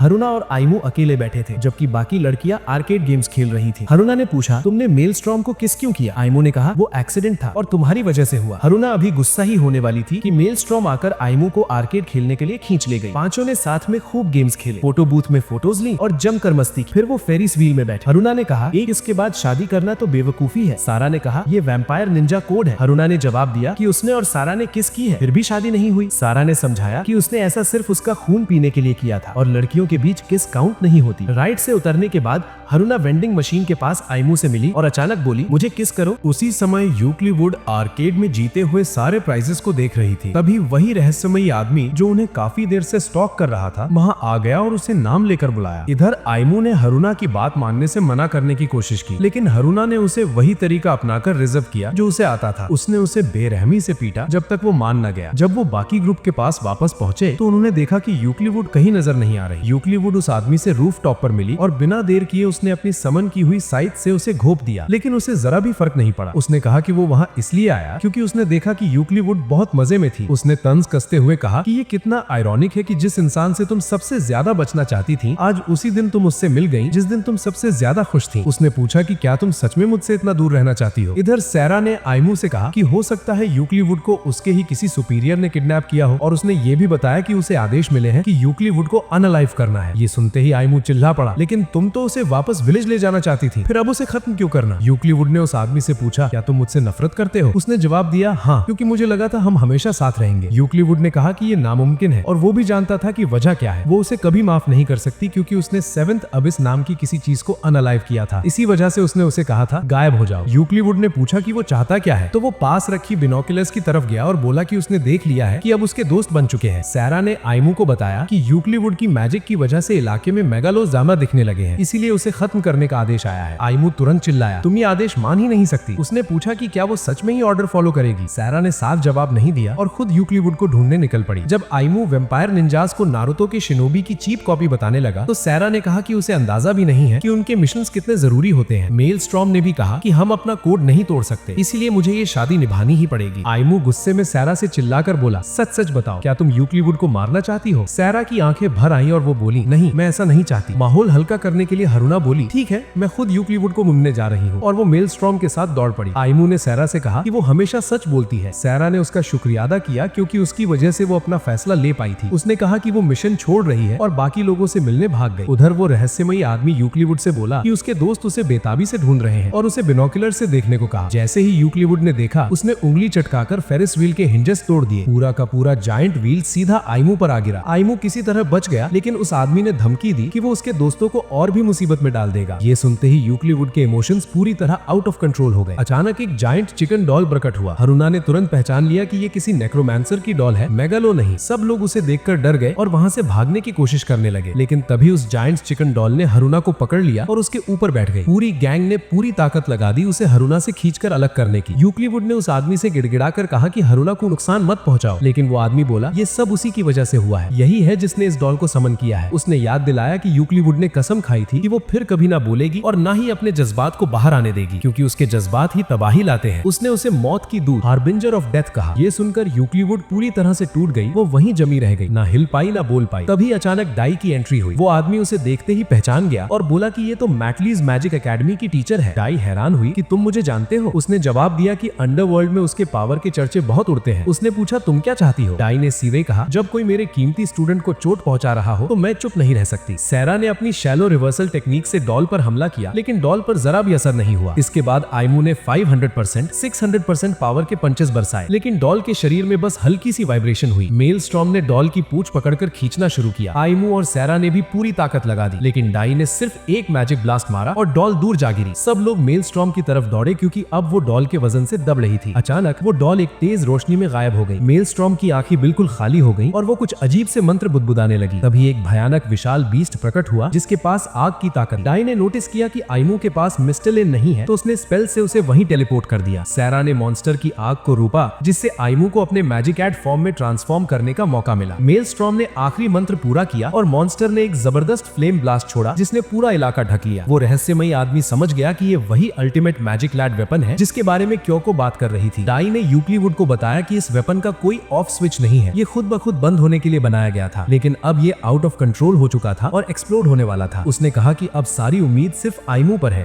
आइमू ने सारा से कहा कि वो मैजिक बैरियर खोल दे ताकि वो अंदर जाकर मॉन्स्टर को रोक सके और मेलस्ट्रॉम को बचा सके। बैरियर खुलते ही आइमू आगे बढ़ा, लेकिन रास्ते में उसके पैरों पर कई फ्लेम लेजर्स लगे। दर्द सहते हुए वो मेलस्ट्रॉम तक पहुंचा और पूछा, तुम रो क्यों रही हो? मेलस्ट्रॉम रोते हुए बोली, मुझे बचा लो। मॉन्स्टर और भी ज्यादा भड़कने लगा। मेलस्ट्रॉम घबराकर पूछने लगी कि उसके साथ क्या हो रहा है। आइमू ने जबरदस्ती दूसरे बैरियर में घुसने की कोशिश की, लेकिन मेलस्ट्रॉम ने कहा, दूर रहो वरना तुम भी उड़ जाओगे। लेकिन आइमू नहीं रुका। वो बैरियर के अंदर गया और मेलस्ट्रॉम को गले लगा लिया। उसने कहा, मैं तुम्हें कभी छोड़कर नहीं जाऊंगा। उसका रिज इतना ताकतवर था कि मेलस्ट्रॉम होश में आ गई और उसी पल मॉन्स्टर और उसकी पूरी एक्सप्लोसिव एनर्जी गायब हो गई। अचानक वो रहस्यमयी आदमी आइमू पर बिजली का वार कर देता है और यूक्लिवुड से बोला, जब तक तुम मेरी ख्वाहिश पूरी नहीं करोगी मैं हार नहीं मानूंगा। इतना कहकर वो काली धुंध में गायब हो गया। इसके बाद यूक्लिवुड वापस गैंग के पास आ गई। घर लौटते वक्त मेलस्ट्रॉम में आइमू को उसे बचाने के लिए धन्यवाद दिया। यूक्लिवुड ने कहा कि वो पास के जंगल में थोड़ा वक्त बिताना चाहती है, इसलिए सबको आगे जाने को कहा। जब सब घर पहुंचे तो आइमू को एक मैसेज मिला जो यूक्लिवुड ने छोड़ा था। उसने माफी मांगी थी कि उनकी काइंडनेस के बावजूद वो उनके लिए मुसीबत बनी और सबको हमेशा के लिए अलविदा कहा था। आइमू तुरंत उस जगह दौड़ा जहां उसने उसे छोड़ा था, लेकिन वो वहां नहीं थी। वो वापस उस पेड़ के पास गया जिस पर सबने विशेष लगाई थी। उसने यूक्लिवुड की विश पढ़ी कि वो अपनी पूरी जिंदगी आइमू और बाकी सबके साथ बिताना चाहती थी। फिर उसने अपनी विश पढ़ी कि बाकी किसी की भी विश पूरी ना हो। वो फूट फूट कर रो पड़ा और चिल्ला कर बोला, मेरी ही विश क्यों पूरी हुई, सिर्फ मेरी ही क्यों? हरुना ने उसका उदास होकर बैठना वहीं रोक दिया। उसने उसके सिर पर फ्री में किक मार दी। दूसरी लड़कियों ने भी उसे हौसला दिया और कहा कि उठो, यूक्लिवुड को ढूंढने चल रहा है। कई महीने बीत गए। लगातार ढूंढने के बावजूद उन्हें यूक्लिवुड का कोई पता नहीं मिला। आइमू अपने आप से सोचने लगा कि उसका पुराना वाला वर्जन कब का हार मान चुका होता, लेकिन अब वाला आइमू किसी भी हालत में हार मानने को तैयार नहीं था। जब वो बाहर गया तो हरुना से मुलाकात हुई। दोनों ने साथ में गरम गरम आलू खाए और फिर हरुना ने बताया कि उसे अभी तक नेक्रोमैंसर के बारे में कोई जानकारी नहीं मिली। आइमू ने कहा कि उसे भी कुछ नहीं पता चला। तभी सैरा वहां पहुंच गई। उसकी हालत ऐसी थी जैसे वो डार्क कॉन्टिनेंट से लड़कर लौटी हो। जब सबने पूछा कि क्या हुआ तो उसने बताया कि उस पर एक कंजर्वेटिव वेम्पायर निंजा ने हमला किया था, क्योंकि उसने यूक्लिवुड को अनलाइव करने का मिशन छोड़ दिया था। सैरा बोली कि वो बेवकूफ थी जो सोच बैठी थी कि उसके साथी यूक्लिवुड के बारे में कुछ जानते होंगे। उसने ये भी साफ किया कि वो ठीक है क्योंकि बाहर जाने का फैसला उसका अपना था। उसी वक्त एक डिलीवरी वाला आया और एक वायलिन दे गया। हरुना ने उसे मंगवाया था। उसे लगा था ये किसी तरह की स्पगेटी है। आइमू ने वायलिन बजाने की पेशकश की, लेकिन सैरा ने मना कर दिया और खुद ही बजाने लगी। उसने इतनी खूबसूरत धुन बजाई कि पूरा शहर गूंज उठा। उस रात आइमू की टक्कर उस रहस्यमयी आदमी से हुई। वो तुरंत समझ गया कि ये यूक्लिवुड का दूसरा ज़ॉम्बी है, the king of the night. Night king ने पूछा कि क्या यूक्लिवुड उससे ऊब गई है क्योंकि वो कहीं दिख नहीं रही। आइमू ने जवाब देने से इनकार कर दिया। तभी बाकी लड़कियां भी वहां आ गईं। आइमू ने उन्हें आगे आने से रोक दिया। नाइट किंग ने अंदाजा लगाया कि यूक्लिवुड अंडरवर्ल्ड लौट गई है और उसने तय कर लिया कि वो सबको अनलाइव करेगा। आइमू ने कहा, मैं तुम्हारा काम तमाम कर दूंगा। लेकिन नाइट किंग ने काली धुंध से आइमू का गला घोट दिया और उसके दोनों पैर उखाड़ दिए। उसने कहा, अब लड़कियों की बारी है। वो उनके पीछे प्रकट हुआ, लेकिन तभी सारा ने अपनी तलवार से उसका हाथ काट दिया। जवाब में नाइट किंग ने काली धुंध से डार्क चेन्स बनाई और सारा को जकड़ लिया। वो बोला, मैं तुम सबको अनलाइव करूंगा ताकि यूक्लिवुड को अंडरवर्ल्ड से वापस घसीट सकूं। हरुना चिल्लाई, हमें बेट मत बनाओ। उसने जवाब दिया कि अनलाइव होना ही पड़ेगा। हरुना बोली, मुझे मंजूर है कि मेरी दोस्त लौटे और हम सब जिंदा हो। नाइट किंग ने उसे चुप कराने की कोशिश की, लेकिन उसका हमला बीच में ही टूट गया क्योंकि तभी सरस्वती वहां आ पहुंची। वो एक वैम्पायर निंजा थी, लाइट सेबर लिए हुए, पूरे जेडाई कॉस्प्ले में। उसके साथ मेलस्ट्रॉम भी थी। सरस्वती ने अपने साथियों को बताया कि टारगेट मिल गया है और बैकअप मांगा। नाइट किंग समझ गया कि अब उसका यहाँ से भागना ही सही होगा क्योंकि वो मरना चाहता है। वो पलक झपकते ही गायब हो गया। सरस्वती की पूरी स्क्वाड उसके पीछे टेलीपोर्ट हो गई। आइमू सोचता रहा कि वो मरना क्यों चाहता था, जबकि हरुना और मेलस्ट्रॉम उसके पैर गलत तरीके से चिपकाने की कोशिश कर रही थी। इसके बाद सारा की मुलाकात अपने ही एक सीनियर से हुई। उसने सारा को ट्रेटर कहा और बोला कि वो उसकी शक्ल फिर कभी नहीं देखना चाहता। आइमू ने मेलस्ट्रॉम से पूछा कि वो कंजर्वेटिव निंजास के साथ क्यों आई थी। मेलस्ट्रॉम ने कहा कि सिचुएशन इमरजेंसी की थी, लड़ने का वक्त नहीं था और सबको नाइट किंग की खोज में लगना था। आइमू के पैर गलत दिशा में चिपक गए तो तालियों की गूंज के बीच हरुना को उसे उठाकर घर ले जाना पड़ा। सारा वहीं से यूक्लिवुड की तलाश में फिर निकल पड़ी। कुछ दिन बाद आइमू को मेलस्ट्रॉम का फोन आया। उसने बताया कि उसे पता चल गया है कि नाइट किंग कहाँ रहता है। उसने उसका एड्रेस भेजा और हैरानी की बात यह थी कि वो जगह उनके घर के बहुत पास थी। मेलस्ट्रॉम ने कहा कि उसने ये बात किसी और को नहीं बताई क्योंकि वो चाहती थी कि सबसे पहले आइमू ही उसके पीछे जाए। तो आइमू ने उसे ऐसे तरीके से थैंक्स कहा कि वो खुद ही शर्म से लाल हो गई। इसके बाद आइमू ने ये अच्छी खबर हरुना को बताई और दोनों ने मिलकर नाइट किंग के अपार्टमेंट पर रेड की तैयारी शुरू कर दी। उन्हें जरा भी अंदाजा नहीं था कि उसी वक्त यूक्लिवुड उनके अपार्टमेंट के गेट के पास खड़ी थी। सारा ने उसे देखा और उससे मिलने के लिए दौड़ी, लेकिन तभी एक रहस्यमयी हमला हुआ जिसने उसे उड़ाकर जमीन पर गिरा दिया। वो खून से लथपथ पड़ी थी। वो हमला नाइट किंग ने किया था। उसने यूक्लिवुड से कहा कि वो उसके साथ चले। यूक्लिवुड चुपचाप उसके पीछे चल दी, लेकिन जाते जाते उसने सारा को अपने खून की कुछ बूंदें पिलाई जिससे सारा थोड़ी देर के लिए होश में आ गई। कुछ घंटों बाद सारा पूरी तरह जागी और आइमू और हरुना को सब कुछ बताया जो उसने देखा बैठा था। ये सुनते ही दोनों भागते हुए नाइट किंग के अपार्टमेंट पहुंचे। नाइट किंग ने उन्हें डिनर पर इनवाइट किया। डाइनिंग टेबल पर वो एकदम परफेक्ट होस्ट बना बैठा। यहाँ तक कि हरुना ने जब एक्स्ट्रा मांगा तो उसने वो भी दे दिया, लेकिन आइमू उसकी जेंटलमैन वाली एक्टिंग से बिल्कुल नहीं पिघला। उसने साफ कहा, यूक्लिवुड को छोड़ दो। नाइट किंग ने आइमू से पूछा कि इमॉर्टल बॉडी होने का एहसास कैसा लगता है। जब आइमू ने पूछा कि उसका मतलब क्या है, तो उसने पूछा कि क्या उसे हमेशा जिंदा रहना बोरिंग लगता है। आइमू बोला कि उसे कोई फर्क नहीं पड़ता। तभी मेलस्ट्रॉम और उसकी स्क्वाड वहां आ गई। नाइट किंग ने उन्हें भी खाने का ऑफर दिया, लेकिन सबने मना कर दिया। तभी नाइट किंग ने यूक्लिवुड को पकड़ लिया। उसे एहसास हो गया कि पूरा अपार्टमेंट निंजा से घिर चुका है। आइमू ने फिर कहा कि यूक्लिवुड को छोड़ दे, लेकिन नाइट किंग बोला कि अगर उसने छोड़ा तो वो भाग जाए। इसके बाद नाइट किंग ने अपनी डार्क मैजिक से हरुना के सर पर एक बॉम्ब लगा दिया। उसने कहा कि ये कुछ ही मिनटों में फटेगा और कमरे में मौजूद सबको उड़ा देगा। फिर वो खिड़की से बाहर उड़ गया यूक्लिवुड को साथ लेकर। आइमू ने यूक्लिवुड की तरफ हाथ बढ़ाया, लेकिन उसने खुद को रोक लिया और नाइट किंग यूक्लिवुड के साथ गायब हो गया। सबका ध्यान अब बॉम्ब पर गया। जल्द ही समझ आ गया कि ये एक पैरासिटिक बॉम्ब है जो हरुना और मेलस्ट्रॉम के बीच इधर उधर कूद रहा था। बॉम्ब को मेलस्ट्रॉम के सर पर शिफ्ट किया गया ताकि हरुना उसे डिफ्यूज कर सके, लेकिन जैसे ही उसने ग्रीन वायर काटी, टाइमर और तेज हो गया। तब आइमू ने बॉम्ब अपने सर पर ले लिया। वो आसमान में कूद गया और सोचता रहा कि आखिर यूक्लिवुड ने उसका हाथ क्यों नहीं पकड़ा। बॉम्ब हवा में ही फट गया। थोड़ी देर बाद हरुना, सारा और मेलस्ट्रॉम पूरे शहर में आइमू के बॉडी पार्ट्स ढूंढती फिर रही थी। सब हिस्सों को एक जगह लाया गया और उसका शरीर खुद ब खुद जुड़ गया। अब हरुना और मेलस्ट्रॉम इस बात पर झगड़ने लगी कि किस करके उसे कौन जगाए। तभी सारा ने मामला अपने हाथ में ले लिया और एक स्पेशल मेडिसिन दे दी, लेकिन वो मेडिसिन असल में निंजा विलेज का सीक्रेट पॉइजन था जिसने आइमू को फिर से अनलाइव कर दिया। कुछ घंटों बाद सारा और हरुना आइमू के बेहोश शरीर के पास बैठी समझ नहीं पा रही थी कि वो उठ क्यों नहीं रहा। सारा ने कहा कि शायद वो जागना ही नहीं चाहता। दोनों एक दूसरे को थामे बाहर से उसे देखती रही, जबकि अंदर आइमू भयानक इमोशनल टॉर्चर से गुजर रहा था। उसके दिमाग में सारी लड़कियां उससे सबसे जहरीली बातें कह रही और एक एक करके उसे छोड़कर जा रही थी। वो उन्हें पकड़ने की कोशिश करता रहा, लेकिन कोई नहीं रुकी। तभी डाई वहां आई। हरुना ने उसे आइमू की हालत बताई और ये भी माना कि उसे गिल्ट हो रहा है क्योंकि बॉम्ब सबसे पहले उसके सर पर था। डाई ने कहा कि आइमू ने हरुना पर स्पेल डाला था और अब उसकी बारी है उस पर स्पेल डालने। उसने एक जादू किया जिससे हरुना सो गई और उसकी कॉन्शियसनेस आइमू के मन के अंदर चली गई। आइमू अपने दिमाग में दर्द में डूब रहा था जब हरुना की कई नकली इमेजेस आई और उसे गायब होने को कहने लगी। वो लगभग उनकी बात मान ही रहा था और उसकी चेतना धीरे धीरे खत्म हो रही। तभी असली हरुना वहां पहुंची। उसने एक फेक हरुना को गुब्बारे की तरह फोड़ दिया और आइमू से पूछा, तू कर क्या रहा है? जब आइमू ने कहा कि वो उससे नफरत करते हैं तो हरुना ने उसे लात मारकर एक फेक हरुना में दे मारा जो वहीं फट गई। फिर उसने खुद बाकी सारी फेक हरुना को भी तोड़ फोड़ कर खत्म कर दिया। जब आइमू ने कहा कि यूक्लिवुड उसे पसंद नहीं करती तो हरुना ने फिर से चेहरे पर लात मारी और बोली, अगर मेरे साथ रहना है तो ये बात जोर से कहनी पड़ेगी। आइमू ने कहा कि वो नाइट किंग के साथ चली गई थी। इस पर हरुना ने तांजीरो से भी ज्यादा जोरदार हेडबट मारा और बोली, तुझे भी उतना ही जिद्दी बनना पड़ेगा जितनी मैं हूँ। वो उसके ऊपर बैठ गई, जिससे आइमू को लगा कि अब फिर पिटाई हो, लेकिन इस बार उसने उसे मारने के बजाय भीगी आंखों से कहा, वापस घर आ जा, हम सब के पास। इतना कहकर वो ड्रीम वर्ल्ड से गायब हो गई। थोड़ी ही देर में आइमू असली दुनिया में जागा और उसने हरुना के सर पर हल्के से हाथ फेरा। दूर खड़ी सारा और डाई ये सब देखकर खामोशी से मुस्कुरा रही। इसके बाद सारा की मुलाकात सरस्वती से हुई जिसने उसे एक पैकेट दिया और कहा कि उसे इसकी जरूरत पड़ेगी। उसी वक्त सबको पता चला कि शहर में एक मेगलो आ चुका है जो नाइट किंग के कंट्रोल में था। शहर के एक ऊंचे टावर पर नाइट किंग ने यूक्लिवुड से कहा कि उसे शहर तबाह करना पड़ेगा क्योंकि वो उसे मरने नहीं दे रहे। उसी कमरे में आइमू और हरुना पहुंचे। आइमू ने यूक्लिवुड से कहा, अब वक्त आ गया है कि हम सब साथ घर चले। यूक्लिवुड ने पूछा कि क्या उसके बिना सब कुछ शांत था? आइमू ने कहा था, लेकिन वो काफी नहीं था। उसने वो चिट्ठी छीन ली जो यूक्लिवुड उसे देने वाली, जिसमें लिखा था कि वो सबके लिए मुसीबत बन रही है। आइमू ने वो कागज फाड़ दिया और बोला, मुझे इससे कोई फर्क नहीं पड़ता। फिर उसने नाइट किंग से पूछा कि वो आखिर कर क्या रहा है। उस पागल ने हंसते हुए कहा कि उसी ने यूक्लिवुड से शहर में मेगलो बुलवाया था। उसका मकसद था कि जब शहर तबाह हो तो यूक्लिवुड पूरी तरह टूट जाए। उसने उससे कहा कि वो उसे मार दे और उसे बेरहम कहा क्योंकि वो ऐसा नहीं कर रही। लेकिन आइमू बोला, तो यूक्लिवुड के बारे में कुछ भी नहीं जानता। उसी वक्त सारा एक बहुत ऊंचे टावर के ऊपर खड़ी थी, आसमान से निकलते विशाल मेगलों को देख रही थी। उसे सरस्वती की बातें याद आई कि सिर्फ वही वैम्पायर निंजा जिसने यूक्लिवुड का खून पिया हो और सुरों में धुन बजाए वही अंडरवर्ल्ड के दरवाजे बंद कर सकती है। मतलब ये काम सिर्फ सारा कर सकती थी। सारा ने पियानो बजाना शुरू किया और आसपास की आत्माएं हवा में घुलने लगी। उधर यूक्लिवुड ने नाइट किंग से कहा कि वो अब अपने किसी दोस्त को नहीं मारना चाहता। इस पर नाइट किंग ने उसे दुख देने के लिए आइमू पर हमला करने का फैसला किया। आइमू ने उस पर कई घूंसे मारे, लेकिन नाइट किंग ने उसे पास की ग्लास विंडो में फेंक दिया। आइमू की चोटें तुरंत भर गई। हरुना ने कहा कि अब दोनों को ट्रांसफॉर्म करना चाहिए। दोनों ने मिस्टलीन पकड़ी और अपने मैजिक गर्ल फॉर्म्स में बदल गए। सारा ने देखा कि और मेगलो दिखने लगे हैं तो वो डर गई। तभी बाकी वैम्पायर निंजाज आए और उसके पास म्यूजिक बजाने लगे। आइमू और हरुना ने मिस्टलीन के साथ कॉम्बो अटैक किया। नाइट किंग ने अपनी काली धुन से उसे रोक लिया, लेकिन जब दोनों ने अपनी ताकत पूरी लगा दी तो जोरदार धमाका हुआ। हरुना पीछे जा गिरी और अब दोनों ज़ॉम्बीज आमने सामने थे। आइमू और नाइट किंग एक दूसरे पर ताक ताबड़तोड़ घूंसे बरसाने लगे। फिर आयमू ने 800% ताकत से नाइट किंग को पीटना शुरू किया और चिल्लाकर बोला, तू नहीं जानता कि यूक्लिवुड इंसानों की दुनिया में जिंदगी जीने के लिए कितना जूझ रही थी। आयमू बोला, जिसने जिंदगी से हार मान ली हो वो ये कहने का हक नहीं रखता कि वो यूक्लिवुड को समझता है। ये कहते हुए उसने नाइट किंग के सिर में घूंसा मारकर छेद कर दिया। गिरते हुए नाइट किंग ने कहा, एक दिन तू इमॉर्टैलिटी का दर्द समझेगा। आयमू बोला, नहीं समझूंगा क्योंकि मेरे पास मेरी लड़कियां हैं। Emotional damage. नाइट किंग ने कहा कि अब बस बहुत हो गया और यूक्लिवुड से अपनी तकलीफ खत्म करने को कहा। फिर यूक्लिवुड ने उसके कान में धीरे से एक शब्द फुसफुसाया और उसी पल वो आदमी और शहर में बुलाया जा रहा मेगालो दोनों गायब हो गए। उसी रात आयमू ने यूक्लिवुड को मजबूती से पकड़ लिया और जिद करते हुए बोला कि वो उसके साथ ही रहे। और हैरानी की बात ये थी कि इस बार यूक्लिवुड ने अपनी आवाज में जवाब दिया, मैं तुम्हारे साथ रहूंगी चाहे कुछ भी हो जाए। आयमू ने उसे कसकर गले लगाया। दोनों ने एक दूसरे से कुछ और प्यार भरी बातें कही ही थी कि तभी हरुना दरवाजा तोड़ती हुई कमरे में घुस आई। कुछ दिन बाद आयमू और सारी लड़कियां एक रिजॉर्ट घूमने गई। वहां जितने भी लड़के थे सबकी नजर सारा की हद से ज्यादा बड़ी मिल्क फैक्ट्रीज पर टिक गई। ये देखकर हरुना जल गई क्योंकि उसका शरीर स्केटबोर्ड जैसा था। और जब यूक्लिवुड स्कूल स्विमसूट पहनकर बाहर आई तो हरुना को एहसास हुआ कि एक मामूली नेक्रोमांसर में भी उससे ज्यादा स्टफिंग है। बीच पर आयमू लड़कियों के साथ चिल कर रहा था कि तभी मैलस्ट्रॉम और उसकी दोस्तें वहां आ पहुंची। मैलस्ट्रॉम की दोस्तों ने यूक्लिवुड को खेलने बुलाया। सब मिलकर बीच बॉल खेलने लगे और आयमू बस देखता रहा। तभी सारा ने फिर से उसे डीजेनरेट बोल दिया। सारा ने कहा कि यूक्लिवुड को मजे करते देख क्या ये लड़ाई मुश्किल थी। आयमू ने ऑरा फार्मिंग करते हुए बोला, कोई बड़ी बात नहीं, मैं ज़ॉम्बी हूँ। हरुना ने सीधे बीच बॉल उसके मुंह पर मार दी और उसका ऑरा नेगेटिव में पहुंचा दिया। उधर डाय रिजॉर्ट के किसी कोने में आराम कर रही थी। आयमू रिजॉर्ट के दूसरे हिस्से में गया जहाँ उसने देखा कि सरासती स्टेज पर रियाना के गाने गा रही है। वहीं क्राउड में ओरियो भी खड़ी थी। आयमू ने ओरियो से पूछा, ये कौन सी नकली आइडल है? ओरियो ने बताया कि वो फास्ट राइजिंग स्टार है जिसका नाम है लवली कुरारा। आयमू समझ गया कि उसका दोस्त उसका दीवाना है। जब सारा ने सरासती को स्टेज पर देखा तो वो हैरान रह गई। वो स्टेज पर गई और पूछा कि वो क्या कर रही है। सरासती बोली, कोई मिशन नहीं, मैं अपनी जिंदगी जी रही हूँ एक आइडल बनकर, लवली कुरारा। और फिर आइडल्स की दुनिया पर बिना मतलब का लेक्चर दे दिया। अचानक सबने देखा कि आइडल रैंकिंग में सारा उससे आगे निकल गई है। तो सरासती ने उसे स्टेज बैटल की चुनौती दे दी। दोनों ने अपने पसंदीदा एनिमे सॉन्ग्स गाए और क्राउड पागल हो गया। फिर सरासती ने सस कॉस्ट्यूम पहन लिया। सारा ने भी अपने कल्चर्ड कपड़े पहन लिए। भीड़ इतनी जोर से चिल्लाई कि छत हिलने लगी। अगला मुकाबला शुरू होने ही वाला था कि तभी हरुना पंक कपड़ों में स्टेज पर आ गई। उसने केंड्रिक लेमार के डिस ट्रैक का अपना वर्जन गाया। भीड़ पूरी तरह वाइब करने लगी और हरुना सीधे चार्ट्स में ऊपर चढ़ गई। उसका परफॉर्मेंस और भी खतरनाक हो गया जब उसने डेंजरस हथियार और आग के इफेक्ट्स निकाल लिए। जिनके दिमाग चल रहे थे वो डर गए, लेकिन ओटाकू क्राउड खुश हो गया। आयमू का दिमाग घूम गया, इस कानों की टॉर्चर को कैसे रोका जाए। तभी यूक्लिवुड आई और हरुना के परफॉर्मेंस में काफी इंटरेस्टेड दिखी। आयमू ने उससे पूछा, तुम भी गाना चाहोगी? उसी वक्त डीसीसी आई और एक बड़ी मशीन लाई। उसने बताया कि ये मशीन मैजिक अब्सॉर्ब करके किसी और को ट्रांसफर कर सकती है। मतलब आयमू थोड़ी देर के लिए यूक्लिवुड की चुप्पी वाली ओथ अपने ऊपर ले सकता है। हरुना का परफॉर्मेंस खत्म हुआ, लाइट्स बंद हुई, धीमी म्यूजिक बजने लगी और फिर यूक्लिवुड ने गाना शुरू कर दिया। उसकी आवाज ने भीड़ के कानों को सुकून दे दिया। आयमू मशीन से जुड़ा हुआ यूक्लिवुड का आर्मर पहन रहा था। जब उसने कहा, मैं तुम्हारे लिए खुश हूँ, तभी उसके शरीर में तेज दर्द की लहर दौड़ गई। डाय ने समझाया, ये दर्द यूक्लिवुड की मैजिक जो अब तुम्हारे अंदर है उसकी वजह से है। अचानक यूक्लिवुड ने गाना रोक दिया क्योंकि उसे समझ आ गया था कि मशीन बंद हो चुकी है। लेकिन किस्मत से वहीं हरुना मौजूद। उसने अपनी मैजिक यूक्लिवुड के साथ शेयर की और दोनों ने मिलकर इतना प्यारा डुएट गाया कि देखने वालों की आंखें भर आईं। पीछे सारा और सरासती डांस कर रही थी और आयमू की नजर सारा की उछलती हुई कैनन्स पर अटक गई। वो बुदबुदाया, काश सारी लड़कियां इतने कल्चर्ड कपड़े पहने जैसे ये पहन रही है। और बस यही कहना था कि मशीन के असर से आयमू को जबरदस्त दर्द उठने लगा। तभी अचानक मिस्टलीन प्रकट हुआ और उसकी आवाज गूंजी, मैं आयमू की ये इच्छा पूरी कर दूंगा। उसी पल आयमू को समझ आ गया कि ये पूरा अजीब सीन असल में यूक्लिवुड की रियलिटी बदलने वाली ताकत की वजह से हो रहा है। एक पल में वहाँ मौजूद हर लड़की के कपड़े बदल गए और सब यूनिफॉर्म में आ गए। सारा ने आयमू की गंदी सोच का बदला लेते हुए उसे धरती का सबसे बड़ा घटिया इंसान कहा और एक जबरदस्त एक्स किक मारकर सीधे जमीन में गाड़ दिया। कुछ दिन बाद स्कूल से लौटकर आयमू घर आया और लड़कियों के साथ डिनर टेबल पर बैठ गया। वहाँ सब लोग एक और दुनिया हिला देने वाली कैलामिटी खा रहे थे जो सारा ने बनाई थी। तो क्या तुम्हें लगता है कि अगर कभी डाय बुरी बन जाए तो आयमू और उसकी टोली उसे हरा पाएगी? नीचे कमेंट्स में जरूर बताना। आज के वीडियो के लिए बस इतना ही।